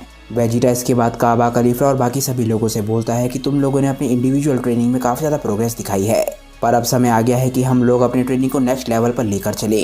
काबा बोलता है, नेक्स्ट लेवल? वेजिटा बोलता है, हाँ मैं तुम्हें बताता हूँ कि नेक्स्ट लेवल से मेरा क्या मतलब है। और जैसे ही वेजिटा अपनी बात पूरी करने वाला होता है, अचानक से उसे कुछ महसूस होता है और वेजिटा इस चीज़ को नोटिस करके बिल्कुल हक्का बक्का रह जाता है। वेजिटा अचानक से ही बोलते बोलते रुक जाता है और इसके बाद हम प्लेनेट के बाहर जाते हैं। हम देखते हैं कि ये कोई और नहीं, खुद एमरॉन है। एमरॉन ने जिस पोर्टल में ट्रैवल किया था उसके बाद वो यूनिवर्स 6 में पहुंचा है और इस वक्त वो सीधा प्लेनेट सडाला की तरफ बढ़ रहा है। हम देखते हैं कि डोला और सलागा भी प्लेनेट सडाला को देख रहे होते हैं। अचानक से ही एमरॉन प्लेनेट सडाला को बहुत ही इंटरेस्ट से देखने लग जाता है और वहाँ पर उसे एक बहुत ही खास शख्स दिखता है और ये शख्स होता है वेजिटा। हम देखते हैं कि एमरॉन का ध्यान वेजिटा पर ही है और वेजिटा को जो खतरा महसूस हुआ था उस खतरे को महसूस करते ही वो अचानक से ही उड़ के किसी तरफ जाने लग जाता है। काबा काफ़ी हैरान होता है क्योंकि वेजिटा भी ट्रेनिंग की बात कर रहा था और अचानक से ही उड़कर वो कहीं जाने लग गया। वेजिटा अपने मन में बोलता है कि ये की तो बहुत ही खतरनाक है, ये काफ़ी कुछ एक गॉड ऑफ डिस्ट्रक्शन की तरह लग रही है। और अचानक से ही एक बारी फिर से वेजिटा को कुछ महसूस होता है। वो बोलता है कि मैं उसे यहाँ से महसूस कर सकता हूँ, लगता है उसने भी मुझे महसूस कर लिया होगा, ये बहुत बुरा है। एकदम से वेजिटा चिल्लाता है कि मेरी बात ध्यान से सुनो। हम लोग इसके बाद प्लेनेट के बाहर आते हैं और डोला एमरॉन से पूछता है कि वेनरेबल हेयर, क्या कोई दिक्कत है? सलागा बोलता है, डोला क्या तुम महसूस नहीं कर सकते? वेनरेबल हेयर ने हमारे को इस बारे में वार्न किया था, लगता है यूनिवर्स 6 काफ़ी सारे सरप्राइजेस से भरा हुआ है। एमरॉन इसके बाद बोलता है कि चलो दूसरी तरफ चलते हैं। वो प्लेनेट की दूसरी तरफ जाने की बात कर रहा है। पहले एमरॉन प्लेनेट की दूसरी तरफ जा रहा था, पर वेजिटा को महसूस करने के बाद वो सीधा वेजिटा की तरफ जाना चाहता है। डोला इसके बाद बोलता है कि ठीक है और हम देखते हैं कि उनकी क्यूब एकदम से डायरेक्शन चेंज कर लेती है। प्लेनेट सडाला पे हम देखते हैं कि वेजिटा एकदम से चिल्लाता है और बोलता है, काबा जल्दी से जाओ और किंग सडाला को चेतावनी देकर आओ ताकि सभी सिविलियंस को शेल्टर में ले जाया जा सके। उसके बाद उन्हें यहाँ पर जल्द से जल्द लेकर आओ। काबा काफ़ी घबरा जाता है। वो बोलता है, पर वेजिटा बोलता है कि बहस करना बंद करो। काबा एकदम से समझ जाता है कि ये सिचुएशन बहुत ज़्यादा सीरियस है और एकदम से वो किंग सडाला की तरफ जाने के लिए उड़ जाता है। वेजिटा इसके बाद ब्रोली की तरफ देखता है और बोलता है ब्रोली तैयार रहना। ब्रोली अभी तक कुछ समझ नहीं पाया होता, पर वो जानता है कि सिचुएशन सीरियस होगी, तभी वेजिटा ऐसा बोल रहा है। वेजिटा इसके बाद आसपास के सभी सैयन्स को बोलता है कि तुम लोग भी तैयार रहना, अब मेरे पीछे आओ। जनरल्स खलीफा, केल और ब्रोली सब वेजिटा को देख रहे थे और वेजिटा एकदम से पावर अप करके उड़ जाता है और इसके बाद वेजिटा के पीछे सभी सैयन्स जाते हैं। इसके बाद हम किंग सडाला के कासल को देखते हैं जो कि ज़मीन के अंदर है। काबा यहाँ तक पहुँच चुका है। काबा अपने मन में सोचता है कि मैंने मिस्टर वेजिटा को कभी भी इस तरीके से नहीं देखा। काबा किंग सडाला के कमरे के पास जाके लैंड करता है और वहाँ पर एक सैयन बोलता है कैप्टन काबा। काबा उस गार्ड से बोलता है कि मेरा किंग सडाला को देखना बहुत ज़्यादा ज़रूरी है। इसके बाद हम देखते हैं कि किंग सडाला के कमरे का दरवाज़ा खुलता है और वो बोलते हैं कि क्या हुआ काबा, तुम इतने घबराए हुए क्यों लग रहे हो। काबा किंग सडाला को देख के काफ़ी खुश होता है और बोलता है किंग सडाला, मुझे फ़िलहाल नहीं पता कि यहाँ पे क्या चल रहा है, पर मिस्टर वेजिटा ने मुझे यहाँ भेजा है ताकि मैं आपको बता सकूँ कि आपको एक ऑर्डर देना है जिससे स्पेशल फोर्सेस एक इमीडिएट कर्फ्यू का अनाउंसमेंट करें, जिसके बाद आपको ट्रेनिंग कैंप ज्वाइन करना है जितना जल्दी हो सके। काबा एकदम से किंग सडाला के सामने झुकता है और बोलता है प्लीज़। किंग सडाला इसके बाद काबा के कंधे पे हाथ रखते हैं और बोलते हैं बेटा, मैं तुम्हें थैंक्स कहना चाहूँगा। किंग सडाला इसके बाद पीछे मुड़ के देखते हैं और बोलते हैं कि क्या तुम लोगों ने सुन लिया। किंग सडाला के रोबोट गार्ड्स बोलते हैं हाँ। इसके बाद किंग सडाला काबा से बोलते हैं कि चलो चलते हैं। इसके बाद हम प्लैनेट सडाला के सभी सैयन्स को देखते हैं जो कि एक जगह इकट्ठे हुए होते हैं। सभी ने अपने हाथों को ऊपर कर रखा होता है। इसके बाद हम वेजिटा के हाथ को देखते हैं, उसने भी अपने हाथ को ऊपर की तरफ कर रखा था। वो बोलता है सभी लोग तैयार, अब अपनी की को बढ़ाना शुरू करो। हम देखते हैं कि वेजिटा के हाथ में से की निकल रही थी और तभी सभी सैयन्स भी सेम चीज़ करने लग जाते हैं और ज़मीन से दिख रहा होता है कि आसमान में एक की शील्ड बन रही है और स्पेस से हम देखते हैं कि ये शील्ड पूरे के पूरे प्लैनेट को घेर रही होती है ताकि ये पूरे प्लैनेट को प्रोटेक्ट कर सके। इसके बाद हम वेजिटा और ब्रोली को देखते हैं। सभी सैयन्स अभी भी अपनी पूरी ताकत लगा के शील्ड को ताकतवर बना रहे होते हैं।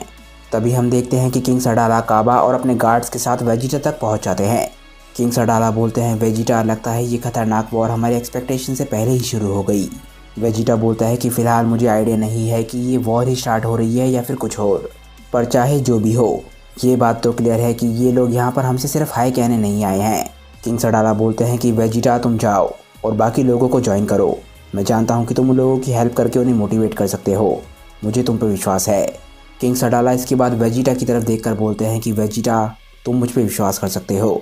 वेजिटा भी किंग सडाला की तरफ देख के स्माइल करता है, पर तभी एकदम से वो चिल्लाता है। वो बोलता है कि वो लोग यहाँ पहुँच गए। इसके बाद हम स्पेस में आते हैं और डोला स्माइल कर रहा होता है। वो बोलता है अरे वाह, लगता है ये लोग भी हमारा इंतज़ार कर रहे हैं एक बारी फिर से, कितने सम्मान की बात है। सलागा बोलता है कि क्या वो एक मैजिक बैरियर है। डोला बोलता है कि चिंता मत करो, मैं उसका ध्यान रख लूँगा। तभी एकदम से एमरॉन बोलता है कि तुम अपने मैजिक से कुछ भी नहीं कर पाओगे डोला, ये शील्ड की से बनी हुई है, मुझे ये काम करने दो। हम देखते हैं कि एमरॉन एकदम से अपनी क्यूब से बाहर निकलता है और एक बहुत ही खतरनाक अटैक बनाने लग जाता है। वो इस अटैक को एकदम से शूट करता है। एमरॉन पूरी तरीके से अपनी क्यूब से बाहर आ जाता है और हम देखते हैं कि उसका बहुत ही ज़बरदस्त अटैक सडाला की शील्ड की तरफ बढ़ रहा होता है जो कि सभी सैयन्स बनाए हुए हैं। ये अटैक शील्ड को पुश करने लग जाता है ताकि वो शील्ड को तोड़ सके। सभी सैयन्स अपनी पूरी कोशिश करके शील्ड को मेंटेन करने में लग जाते हैं। वो लोग अपनी पूरी कोशिश कर रहे होते हैं और तभी हम किंग सडाला को देखते हैं। किंग सडाला बोलते हैं कि हार मत मानना सोल्जर्स, मैं तुम सभी को ऑर्डर देता हूँ कि अपनी पोजीशन पर बने रहो। हम देखते हैं कि सभी सैयन्स अपनी पूरी कोशिश करने लग जाते हैं और अपनी ताकत का हर कतरा उस शील्ड को मेंटेन करने में लगा रहे होते हैं। इसके बाद हम ब्रोली और वेजिटा को देखते हैं। ब्रोली बोलता है कि मुझे लगता है कि मुझे उन लोगों को ज्वाइन करना चाहिए। वेजिटा बोलता है नहीं, मुझे लगता है कि मुझे तुम्हारी ज़रूरत यहाँ पर पड़ेगी, हमें कोई चांस नहीं लेना चाहिए। स्पेस में हम देखते हैं कि डोला और सलागा भी अब तक क्यूब से बाहर आ चुके होते हैं। डोला बोलता है कि सलागा, ऐसा लगता है कि ये पिछले यूनिवर्सेस के मुकाबले ज़्यादा इंटरेस्टिंग हैं। सलागा बोलता है कि बिल्कुल सही कहा, पर वो लोग भी कभी न कभी अपनी लिमिट तक पहुंच जाएंगे, उनका ये प्लान काम नहीं करने वाला। सलागा बोलता है कि इस फाइटर को पता है कि वो किसका सामना कर रहा है, बल्कि उसे इसकी तैयारी करनी चाहिए कि अब आगे क्या होगा। हम लोग इसके बाद एमरॉन को देखते हैं। एमरॉन सैयन्स की इस फालतू की स्ट्रगल से थक चुका होता है। इसके बाद वो एकदम से अपने दूसरे हाथ को उठाता है और बोलता है डिस्ट्रक्शन। वेजिटा समझ जाता है कि जिस चीज़ का उसे डर था वही हो रहा है। वेजिटा गुस्से में बोलता है कि ये तो बहुत बुरा हुआ, मुझे लगा था कि वो ऐसा ही करेगा। सभी साइयन्स एक साथ चिल्लाते हैं कि हमारा बैरियर गायब हो गया। किंग सडाला, ज़्यादा देर तक हम यहाँ पर नहीं टिक पाएंगे। किंग सडाला इसके बाद चिल्लाते हैं कि हार मत मानो, ये अभी ख़त्म नहीं हुआ है। इसके बाद हम प्लैनेट सडाला को बाहर से देखते हैं और हम देखते हैं कि साइयन्स की बनाई हुई शील्ड में एक बहुत ही बड़ा होल हो चुका होता है। इसके बाद हम देखते हैं कि एमरॉन की क्यूब सडाला की तरफ बढ़ने लग जाती है और एमरॉन बोलता है कि समय आ गया है। हम देखते हैं कि कोई चीज़ बहुत तेज़ी से प्लैनेट सडाला की तरफ बढ़ती है, जिसके बाद प्लैनेट के बाहर एक बहुत ही ताकतवर शॉकवेव भी दिखती है। हम देखते हैं कि ये कोई और नहीं, एमरॉन, सलागा और डोला होते हैं। वो लोग अब प्लैनेट तक पहुंच चुके हैं और प्लैनेट के सरफेस पे लैंड कर चुके हैं। हम देखते हैं कि वेजिटा के सामने हर जगह धूल होती है और सिर्फ वो एनर्जी की बीम दिख रही होती है जिससे एमरॉन यहाँ तक पहुँचा था। आखिरकार हमें एमरॉन का पैर दिखता है और वेजिटा इसके बाद अपने शरीर से एनर्जी रिलीज करने लग जाता है। वेजिटा एकदम से अपने एनर्जी का इस्तेमाल करके अपने सामने की धूल को हटाता है। वो बोलता है, तो आखिरकार तुम यहाँ पहुँच गए, तुम बेवकूफ़ गॉड ऑफ डिस्ट्रक्शन। हम देखते हैं कि एमरॉन और वेजिटा एक दूसरे की तरफ बढ़ने लग जाते हैं और अब प्लैनेट सडाला पे अब तक की सबसे खतरनाक लड़ाई शुरू होने वाली है। वेजिटा अपने सामने खड़े हुए शख्स को देखकर बोलता है, तो मुझे बताओ कि आपकी इस डिवाइन प्रेजेंस को यहाँ पर लाने का क्या मतलब है। एमरॉन बोलता है कि तुम काफ़ी ताकतवर हो। वेजिटा गुस्से में बोलता है कि मुझे ये बात जानने के लिए तुम्हारे यहाँ पर आने की ज़रूरत नहीं थी, तुम्हारे इन दोनों मिनियंस के साथ। अचानक से ही एमरॉन बोलता है कि तुम यहाँ से नहीं हो और तुम्हें किसी एंजल ने ट्रेन किया है, वीस ने। वेजिटा ये बात सुन के बिल्कुल हैरान रह जाता है। वो बोलता है, कैसे, आखिर तुम कौन हो। एमरॉन वेजिटा से बोलता है कि मुझे पता है कि तुमने एंजेलिक ट्रेनिंग दी है, पर तुम्हारी ताकत को देख के ऐसा नहीं लगता। अच्छा, मैं समझ गया, तुम अपने पावर लेवल को अपने हिसाब से बदल सकते हो।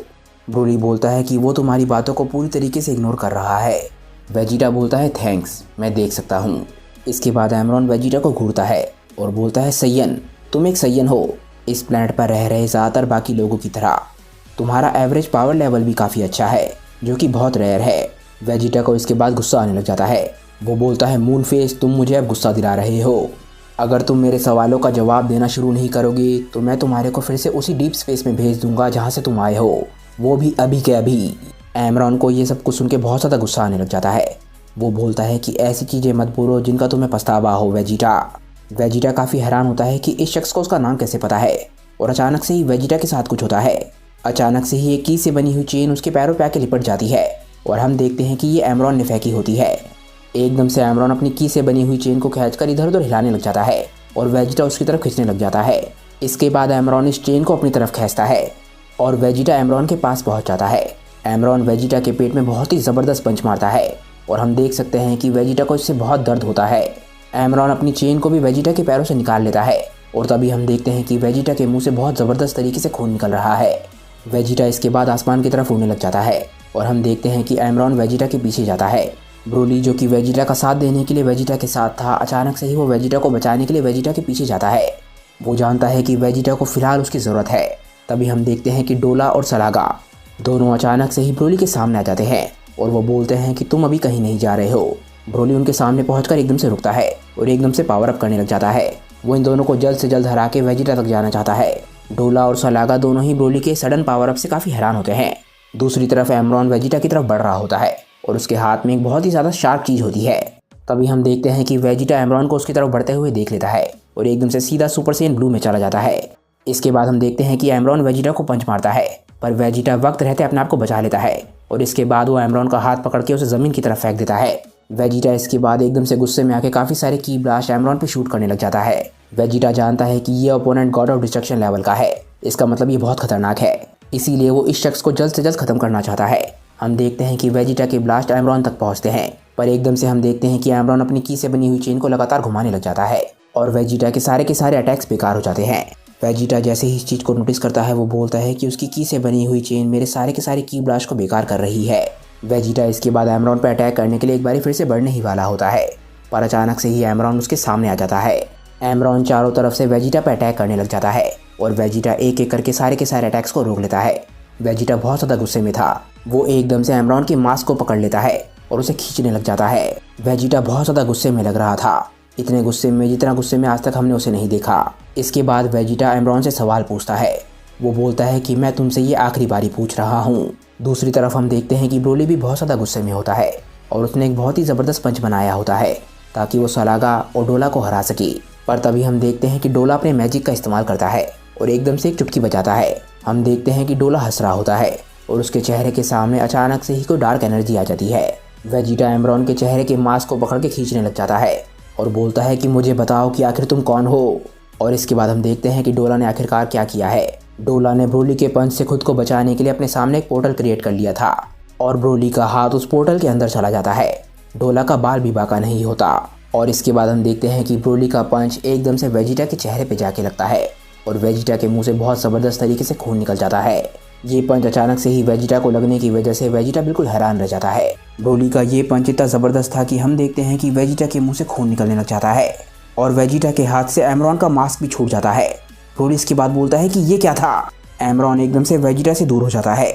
हम देखते हैं कि वो अपने हाथ से एक बहुत ही ताकतवर अटैक शूट करता है जो कि सीधा जाके वेजिटा को लगता है और वेजिटा की बॉडी के आर पार निकल जाता है।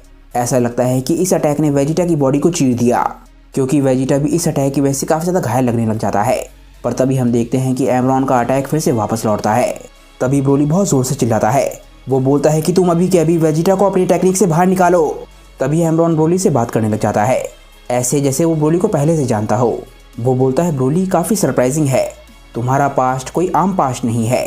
मैं तुम्हें कॉन्ग्रेचुलेट करना चाहूँगा क्योंकि तुमने बहुत ही कम समय में काफ़ी ज़्यादा ताकत को गेन किया है। ब्रोली गुस्से में बोलता है कि आखिर ये बातें तुम्हें कैसे पता हो सकती हैं। एमरॉन बोलता है, नॉलेज, यही तो मेरी स्पेशलिटी है। ब्रोली एमरॉन को घूरता है और बोलता है कि मैं सब कुछ नहीं समझ पा रहा हूँ, पर मैं तुम्हें मेरे दोस्तों को चोट नहीं पहुँचाने दूंगा। एमरॉन इसके बाद बोलता है कि मुझे वेजिटा चाहिए। एमरॉन डोला से बोलता है, डोला, ब्रोली का ध्यान रखो, पर मेरे रास्ते में आने की फिर से हिम्मत भी मत करना क्योंकि ये मेरी फाइट है। डोला घबराते हुए बोलता है, हाँ। तभी डोला एकदम से एक चुटकी बजाता है। हम देखते हैं कि ब्रोली बहुत तेज़ी से उड़ के एमरॉन की तरफ जा रहा होता है और वो बस एमरॉन तक पहुंच ही गया था। पर तभी अचानक से एक पोर्टल ब्रोली के सामने खुलता है। ब्रोली खुद को रोक नहीं पाता और एकदम से डोला के सामने पहुंच जाता है। ब्रोली बोलता है, फिर से। तभी एमरॉन किसी को देख के काफ़ी हैरान रह जाता है और बोलता है, तुम बेवकूफ़। हम देखते हैं कि वेजिटा एक बार फिर से एमरॉन तक पहुँच चुका होता है और इस वक्त वेजिटा की हालत काफ़ी ज़्यादा ख़राब हो रखी होती है। वेजिटा के पूरे शरीर में से खून निकल रहा होता है। एमरॉन बोलता है कि तुम यहाँ फिर से आ गए। वेजिटा बोलता है, हाँ, मैं तुम्हारे सामने हूँ। वेजिटा चिल्लाता है और बोलता है कि अगर तुम्हें लग रहा है कि तुम मुझे इस तरीके से बेइज्जत कर पाओगे तो तुम गलत इंसान के पास पहुँच गए हो। तभी हम देखते हैं कि एमरॉन अपने हाथ में एक बार फिर से एनर्जी की चेन बना लेता है और बोलता है कि आ जाओ। एकदम से ही वेजिटा के चेहरे पे एक बहुत ज़्यादा कॉन्फिडेंट स्माइल आ जाती है। वेजिटा बोलता है कि ऐसी चीज़ें मत बोलो जिसका तुम्हें बाद में पछतावा हो, गॉड ऑफ डिस्ट्रक्शन। हम देखते हैं कि एमरॉन एकदम से अपनी एनर्जी चेन को वेजिटा की तरफ फेंकता है और तभी एकदम से वेजिटा इस चेन को पकड़ लेता है। वेजिटा इस चेन को पकड़ के एकदम से बहुत तेज़ी से उड़ने लग जाता है और चिल्लाता है कि अब ये लो। हम देखते हैं कि एमरॉन वेजिटा की चेन पकड़ने की वजह से खींचा जा रहा होता है और तभी हम देखते हैं कि वेजिटा बहुत ज़ोर से इस चेन को खींचता है और बहुत ज़्यादा स्पीड और पावर से एमरॉन को ज़मीन के अंदर पटक देता है। हम देखते हैं कि वेजिटा एकदम से एमरॉन के पास जाता है और एक बहुत ही ज़बरदस्त पंच बना के एमरॉन की छाती में मारता है। ये सब कुछ वेजिटा ने इतनी तेज़ी से किया होता है कि एमरॉन को समझ ही नहीं पाता और वेजिटा के अटैक से भी खुद को नहीं बचा पाता। तभी हम देखते हैं कि वेजिटा का हाथ एमरॉन की छाती में है, पर एमरॉन बिल्कुल सही सलामत है। उसे वेजिटा के अटैक से ज़्यादा फर्क नहीं पड़ा। हम देखते हैं कि एमरॉन एकदम से वेजिटा के सर को पकड़ लेता है और वेजिटा काफ़ी हैरान होता है और तभी एमरॉन एकदम से वेजिटा के सर पे अपने सर को दे मारता है। हम देखते हैं कि वेजिटा, जो कि ऑलरेडी काफ़ी घायल था, वो और ज़्यादा घायल हो जाता है और तभी एमरॉन अपने दोनों पैरों को उठा के वेजिटा के पेट में बहुत ही ज़बरदस्त किक मारता है, वो भी अपने दोनों पैरों से, और इसकी वजह से वेजिटा एकदम से आसमान में उछाल दिया जाता है। एमरॉन बोलता है, वेजिटा, इस तरीके से तुम मुझे ज़रा सा भी नुकसान नहीं पहुंचा पाओगे। वेजिटा खुद को संभाल चुका होता है पर अब वो काफ़ी ज़्यादा घायल हो चुका है। वेजिटा बोलता है कि तुम मुझे ज़्यादा उकसाने की कोशिश मत करो, मैं कोई बच्चा नहीं हूँ जो तुम्हारी बातों में आ जाऊँगा। एमरॉन इसके बाद बहुत ही शांति से बोलता है कि तुम्हारे पास्ट को देख के तो मुझे ऐसा बिल्कुल भी नहीं लगता। वेजिटा चिल्लाता है कि तुम जितना चाहो मुझे स्कैन कर सकते हो, पर तुम्हें कभी नहीं पता चलेगा कि आखिर मैं क्या हूँ। एमरॉन बोलता है कि तुम काफ़ी गौरवशाली हो। वेजिटा चिल्लाकर बोलता है कि तुम सोच भी नहीं सकते कि मैं कितना गौरवशाली हूँ। एमरॉन एकदम से उड़ के वेजिटा के सामने आने लग जाता है और बोलता है कि चलो कुछ नया ट्राई करते हैं। एमरॉन वेजिटा से बोलता है कि तुम मुझे ये बताओ कि तुम कैसे रिएक्ट करोगे जब तुम्हें पता चलेगा कि मेरा दूसरा साइड किक यानी कि सलागा अभी अपने रास्ते पर है और तुम्हारी बुल्मा तक पहुंचने वाला है। वेजिटा जैसे ही ये बात सुनता है एकदम से वो चौंक जाता है क्योंकि उसे बुल्मा के लिए डर लग रहा है, पर तभी वेजिटा एकदम से शांत होता है और बोलता है, नहीं, मेरे साथ ये गेम्स मत खेलो, गॉड ऑफ डिस्ट्रक्शन। तभी एकदम से वेजिटा चिल्लाता है और बहुत ज़ोर से पावर अप करने लग जाता है एमरॉन वेजिटा की ताकत को देख के थोड़ा बहुत शॉक होता है। तभी हम देखते हैं कि वेजिटा बहुत तेजी से वहाँ से उड़ता है और एकदम से एमरॉन से दूर जाने लग जाता है। एमरॉन भी वेजिटा को रास्ते में रोकने के लिए एकदम से वहाँ से बहुत तेजी से जाता है और बोलता है कि तुम जितनी चाहे कोशिश करना चाहते हो कर लो, अगर तुम्हें लग रहा है कि तुम मुझसे दूर जा पाओगे। हम तभी एकदम से वेजिटा को देखते हैं।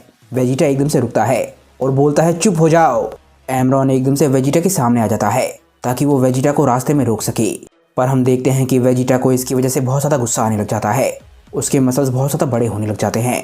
वेजिटा की ताकत एकदम से बढ़ने लग जाती है और एमरॉन बोलता है कि फाइनली। एकदम से हम देखते हैं कि वेजिटा एक बहुत ही ज़बरदस्त पंच बना के एमरॉन के मुंह पे मारता है और इस फाइट में पहली बारी वेजिटा के अटैक से एमरॉन को नुकसान पहुंचता है। हम देखते हैं कि एमरॉन के मुंह से खून निकल गया है। वेजिटा के पंच की ताकत की वजह से एमरॉन एकदम से बहुत दूर जाने लग जाता है और वेजिटा उसका पीछा करने लग जाता है। एक बारी फिर से वेजिटा एमरॉन तक पहुंचकर उसके चेहरे पे एक और ज़बरदस्त पंच जड़ देता है और बोलता है कि तुम खुद को क्या समझते हो। इसके बाद वेजिटा एक और पंच एमरॉन के चेहरे पे मारता है। वेजिटा बोलता है कि तुम्हारी हिम्मत कैसे हुई कि तुम इतनी दूर से आके मुझे, मेरे साथियों को और मेरी वाइफ को धमका रहे हो। हम देखते हैं कि वेजिटा एक बहुत ही ज़बरदस्त किक एमरॉन के सर के पीछे मारता है और एमरॉन एकदम से ज़मीन पे जाके गिरने लग जाता है। तभी वेजिटा एकदम से अपने हाथों को बहुत ज़्यादा फैमिलियर पोजीशन में ले आता है। हम देखते हैं कि वेजिटा एकदम से अपना सबसे ताकतवर अटैक यानी कि गैलेक गन बनाता है और एकदम से इस अटैक को शूट कर देता है। पर इससे पहले कि ये अटैक एमरॉन से टकराए, वेजिटा कुछ नोटिस करता है। हम देखते हैं कि एमरॉन की एनर्जी से बनी हुई चेन गैलेक गन के चारों तरफ लिपट कर एकदम से वेजिटा के पास पहुंच रही होती है और ये चेन कुछ ही सेकंड्स में एकदम वेजिटा के चेहरे तक पहुंच जाती है। वेजिटा बोलता है कि ये क्या है। वेजिटा आखिरी सेकंड में अपने सर को साइड करने में कामयाब हो जाता है और एमरॉन की चेन पीछे की तरफ निकल जाती है। अगर वेजिटा वक्त रहते अपने चेहरे को साइड ना करता तो हो सकता है कि वेजिटा की यहीं पर मौत हो जाती, पर फिलहाल वेजिटा के चेहरे पे सिर्फ एक हल्की सी खरोंच आई है। हम देखते हैं कि वेजिटा का अटैक बेकार हो चुका होता है क्योंकि वो जाके नीचे ज़मीन से टकराया होता है और एमरॉन साइड में खड़ा था। एमरॉन इसके बाद अपनी चेन की मदद से वेजिटा तक पहुँचने की कोशिश करने लग जाता है और हम देखते हैं कि वो एकदम से जाके वेजिटा के चेहरे पे बहुत ही ज़बरदस्त किक मारता है। वेजिटा बोलता है क्या। हम देखते हैं कि इस किक के पड़ने के बाद वेजिटा के मुंह से खून निकल जाता है, पर वेजिटा की हिम्मत अभी भी नहीं टूटी है। वो एमरॉन की तरफ देखने लग जाता है। वेजिटा बोलता है कि मैं तुमसे तंग आने लग गया हूँ और तभी वेजिटा बहुत ज़ोर से चिल्लाता है। वेजिटा का ये गुस्सा देखकर हम देखते हैं कि एमरॉन हल्का सा पीछे हो जाता है, पर तभी एकदम से वो खुश होकर बोलता है हाँ आ जाओ, मेरे पास आओ। एकदम से एमरॉन अपने दोनों हाथों को फैला लेता है जैसे कि वो वेजिटा का स्वागत कर रहा हो और तभी हम देखते हैं कि वेजिटा बहुत तेज़ी से एमरॉन की तरफ आता है और एकदम से वेजिटा एमरॉन तक पहुंचकर अपने दोनों हाथों से एमरॉन की छाती में बहुत ही ज़बरदस्त पंच मारता है। वेजिटा ने ये पंच अपनी पूरी ताकत से मारा होता है। हम देखते हैं कि वेजिटा के इस अटैक की वजह से हर जगह एनर्जी फैल जाती है और हर तरफ शॉकवेव जाने लग जाती हैं। वेजिटा एमरॉन को लगातार अपनी ताकत से पुश कर रहा होता है और एकदम से उसे ज़मीन के अंदर गाड़ने लग जाता है। हालांकि वेजिटा अपनी पूरी ताकत लगा रहा है, पर हम देखते हैं कि एमरॉन के चेहरे पे ज़रा सी भी शिकन नहीं आती और ये चीज़ देख के वेजिटा को बहुत ज़्यादा गुस्सा आता है। एमरॉन एक बार फिर से अपनी चेन का इस्तेमाल करने लग जाता है जिसकी वजह से वेजिटा काफ़ी शॉक होता है। हम देखते हैं कि एमरॉन अपनी चेन को वेजिटा के मुंह पे मारता है और लगातार अपनी चेन से वेजिटा को पीटने लग जाता है। तभी हम देखते हैं कि वेजिटा एकदम से बहुत ज़्यादा गुस्से में आ जाता है और एकदम से एमरॉन की चेन को तोड़ देता है। एमरॉन की चेन टूटने की वजह से गायब होने लग जाती है। वेजिटा एकदम से अपने दोनों हाथों को मिलाता है और बोलता है कि तुम्हारी हिम्मत कैसे हुई, क्या तुम मुझे अपनी कोई चीज़ समझते हो। वेजिटा के हाथों को देखकर ये बात क्लियर है कि वो अब क्या करने वाला है और हम देखते हैं कि वेजिटा अपने दोनों हाथों को मिला के एमरॉन के सर पे एकदम से बहुत ज़ोर से जड़ देता है और वेजिटा के इस पंच में इतनी ज़्यादा ताकत थी कि हम देखते हैं कि एमरॉन के सर का मास्क एकदम से टूटने लग जाता है। तभी हम काबा को देखते हैं जिसे बहुत ज़्यादा गुस्सा आ रहा होता है। वो बोलता है मिस्टर वेजिटा, मैं बहुत ज़्यादा पावरलेस महसूस कर रहा हूँ। ब्रोली बहुत ज़्यादा ताकतवर है, पर इस डीमन का मैजिक उसे भी थका रहा है और वो ज़्यादा लंबे समय तक नहीं टिक पाएगा। तभी हम देखते हैं कि वेजिटा ने जहाँ पर एमरॉन को मारा होता है वहाँ पे एकदम से बहुत ही बड़ा गड्ढा बन चुका होता है और कुछ सेकंड्स के लिए वहाँ पर शांति हो जाती है। काबा इसके बाद किंग सडाला की तरफ देखता है और बोलता है कि किंग सडाला, मैं आपके ऑर्डर का निरादर नहीं करना चाहता, पर हमें लड़ाई में उतरने की ज़रूरत है। मिस्टर वेजिटा अपनी पूरी ताकत लगा रहे हैं ताकि वो हमको बचा सके और बिना कुछ करे यहाँ पर खड़े रहना ये मुझसे बर्दाश्त नहीं हो रहा। किंग सडाला बहुत ही शांति से बोलते हैं कि मल्टीवर्सल वॉर शुरू होने से पहले हम अपने लोगों को नहीं खो सकते। काबा बोलता है कि मैं आपकी बात को पूरी तरीके से समझ रहा हूँ, पर हम वेजिटा और ब्रोली के बारे में बात कर रहे हैं। अगर हमने कुछ नहीं किया तो हम उन्हें जल्द ही खो देंगे। मैं वो वॉरियर हूँ जिसने टूर्नामेंट ऑफ पावर में अपने यूनिवर्स को रिप्रेजेंट और डिफेंड किया था, इसीलिए मुझे पूरा विश्वास है कि मैं, केल और खलीफा इस सिचुएशन में काफ़ी ज़्यादा काम आ सकते हैं। किंग सडाला काबा की बात के बारे में सोचने लग जाते हैं। इसके बाद हम ब्रोली को देखते हैं और ब्रोली बोलता है कि वो दूसरा वाला एल्फ कहाँ पर है।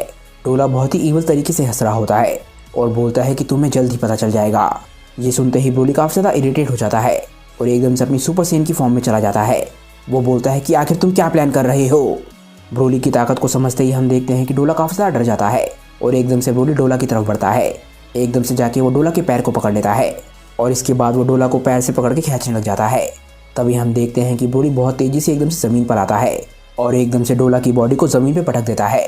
हम देखते हैं कि डोला की नाक में से खून निकलने लग जाता है।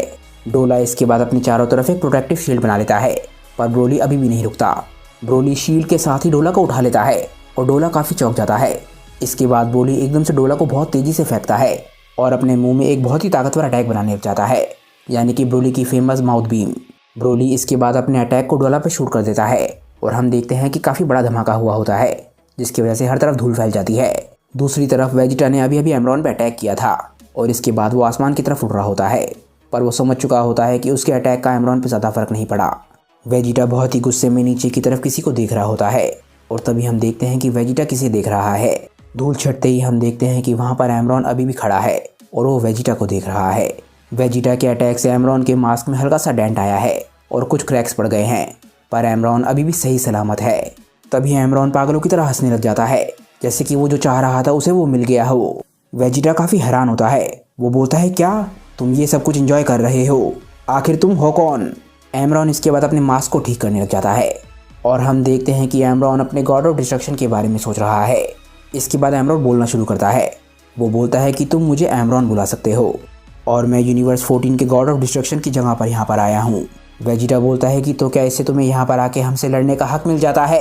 एमरॉन बोलता है कि मैं अपने रास्ते से बस थोड़ा सा ही अलग आया हूँ। ये रोज़ नहीं होता कि हमें कोई ऐसा मॉडल मिलता है जिसे एंजल ने ट्रेन किया हो, और सच में मैं डिसअपॉइंटेड नहीं हूँ। एमरॉन इसकी बात बोलता है कि मुझे और चाहिए। वेजिटा को काफ़ी गुस्सा आता है क्योंकि वो इस पॉइंट तक समझ चुका है कि एमरॉन काफ़ी खतरनाक है और वो उससे काफ़ी ज़्यादा ताकतवर भी है।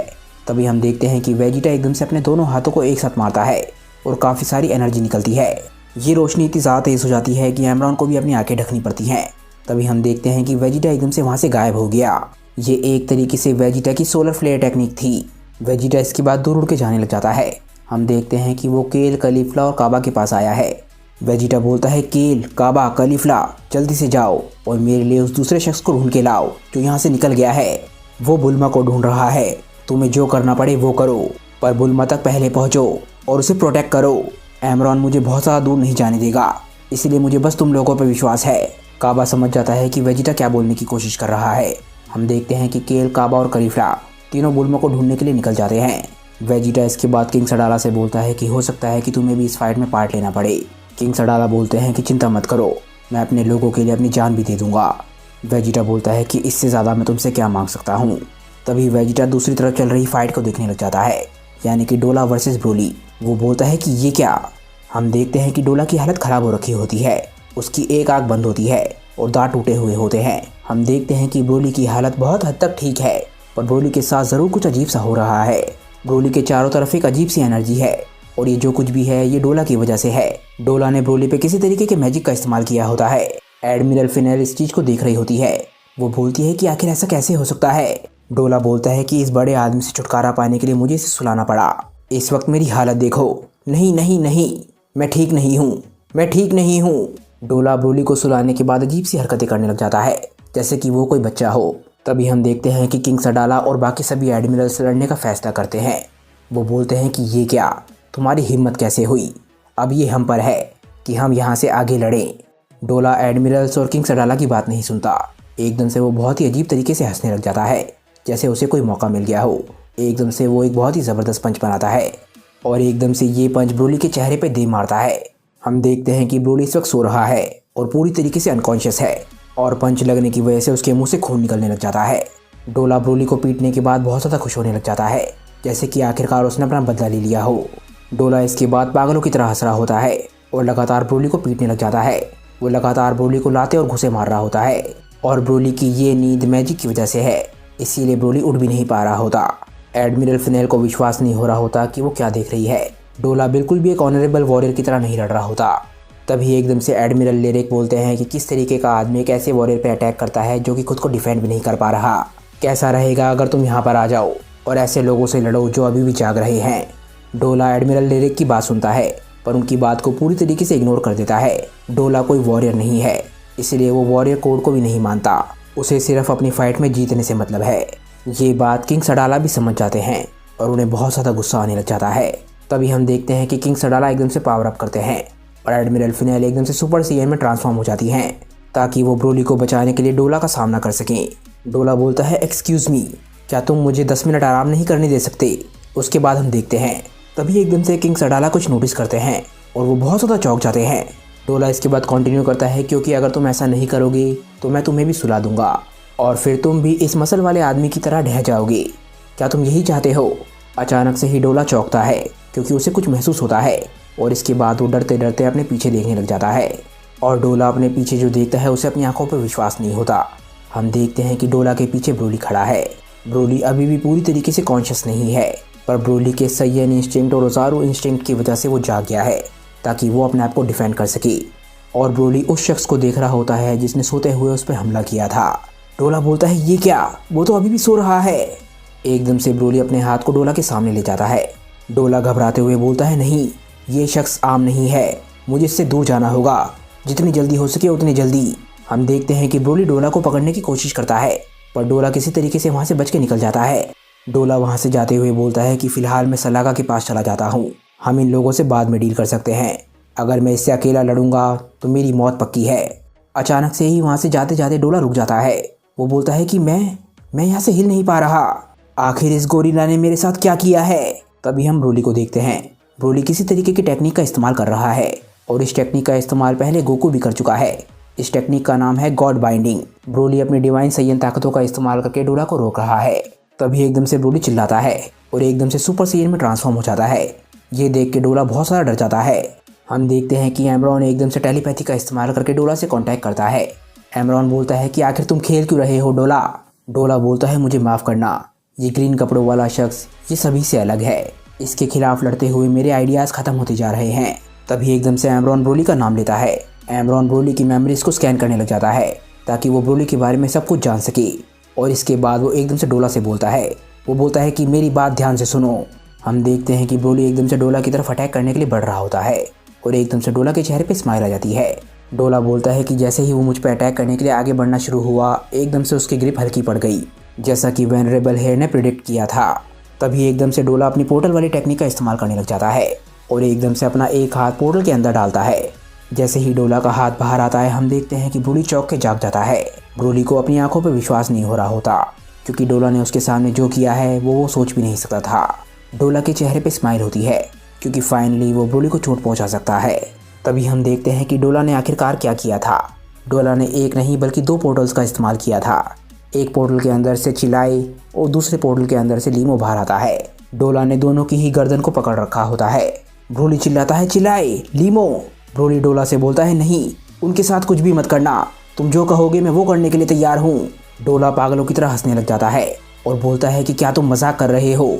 मेरे चेहरे को अच्छी तरह देखो, क्या तुम्हें किसी भी तरीके से लग रहा है कि मैं एक अच्छा इंसान हूँ? चिल्लाए इसके बाद ब्रोली को शांत करने के लिए हंसती है और बोलती है, ब्रोली चिंता मत करो, तुम जानते ही हो कि हम लोग कितने सख्त हैं, ये हमारे साथ कुछ भी नहीं करेगा क्योंकि हम इसके होस्टेज हैं और इसे हमारी ज़रूरत है। मैंने सही कहा ना डीमन? डोला बोलता है, होस्टेज? कौन से होस्टेज? इसके बाद डोला एकदम से लीमो को ज़मीन पे फेंक देता है। चिल्लाए को अपनी आंखों पर विश्वास नहीं होता, वो डर के चिल्लाने लग जाती है। तभी हम देखते हैं कि किंग सडाला किसी तरीके से लीमो तक पहुंच जाते हैं और उसे पकड़ लेते हैं। वो चिल्लाते हैं कि ऐसा करने की हिम्मत भी मत करना, पर डोला ने कुछ और बहुत ही ज़्यादा खतरनाक सोच रखा था। हम देखते हैं कि वो अपने हाथ में एक एनर्जी ब्लेड बनाता है और इस एनर्जी ब्लेड को एकदम से चिल्लाए के पेट में घुसेड़ देता है। चिल्लाए बिल्कुल शॉक रह जाती है। हम देखते हैं कि चिल्लाए के मुंह से खून भी निकलने लग जाता है, पर डोला सिर्फ हंस रहा होता है। जैसे ही ब्रोली अपनी आंखों के सामने चिल्लाए को मरते हुए देखता है, वो बोलता है, चिल्लाए। ब्रोली की आंखों के सामने वो शख्स मारा जाता है जिससे वो दुनिया में सबसे ज़्यादा प्यार करता है। एकदम से ब्रोली के अंदर से इतनी ज़्यादा रोशनी निकलने लग जाती है कि कोई भी नहीं दिख रहा होता। हम देखते हैं कि केल, काबा, किंग सडाला और वेजिटा सब लोग शॉक्ड रह जाते हैं क्योंकि चिल्लाए को बचाने के लिए कोई कुछ भी नहीं कर पाया। चिल्लाए का शरीर ज़मीन पर गिरने लग जाता है। हम देखते हैं कि उसकी आंखों में से आंसू निकल रहे होते हैं और मुंह से खून निकल रहा होता है। उसके मुंह से सिर्फ ब्रोली का नाम निकलता है, पर अब ब्रोली के सामने उसके प्यार की डेथ होने की वजह से उसके गुस्से का पारा फट चुका है। हम देखते हैं कि ब्रोली की लेजेंडरी ताकतें आखिरकार रिलीज हो जाती हैं। उसके चारों तरफ उसका ऑरा फैलने लग जाता है और अब उसका गुस्सा किसी के भी कंट्रोल में नहीं आने वाला। अब ब्रोली आखिरकार क्या करेगा? ब्रोली अब चिराय का बदला लेने के लिए क्या करने वाला है, ये हम जानेंगे आगे आने वाले वॉल्यूम में। और फिलहाल दोस्तों, ये मूवी वीडियो यहीं पे ख़त्म हो जाती है। मुझे नीचे कमेंट करके बताइए कि आज की ये मूवी वीडियो आप लोगों को कैसी लगी। अगर आपको आज की ये वीडियो अच्छी लगी हो तो वीडियो को लाइक करना बिल्कुल मत भूलिएगा। और मुझे नीचे कमेंट करके ये भी ज़रूर बताइएगा कि आपको किस स्टोरी का मूवी वर्जन नेक्स्ट चाहिए, और जल्द से जल्द मैं आपके लिए वो वीडियो लाने की कोशिश करूँगा। तो दोस्तों, आज की वीडियो को यहीं पे एंड करते हैं। जिन लोगों ने चैनल को अभी तक सब्सक्राइब नहीं किया है वो चैनल को सब्सक्राइब कर लें, ताकि उन्हें ऐसी ही वीडियोस आगे भी मिलती रहें। तो चलिए दोस्तों, आज की वीडियो के लिए बस इतना ही। मैं मिलता हूँ आप लोगों को अपनी नेक्स्ट वीडियो के साथ। तब तक के लिए बाय दोस्तों, और थैंक्स फॉर वॉचिंग।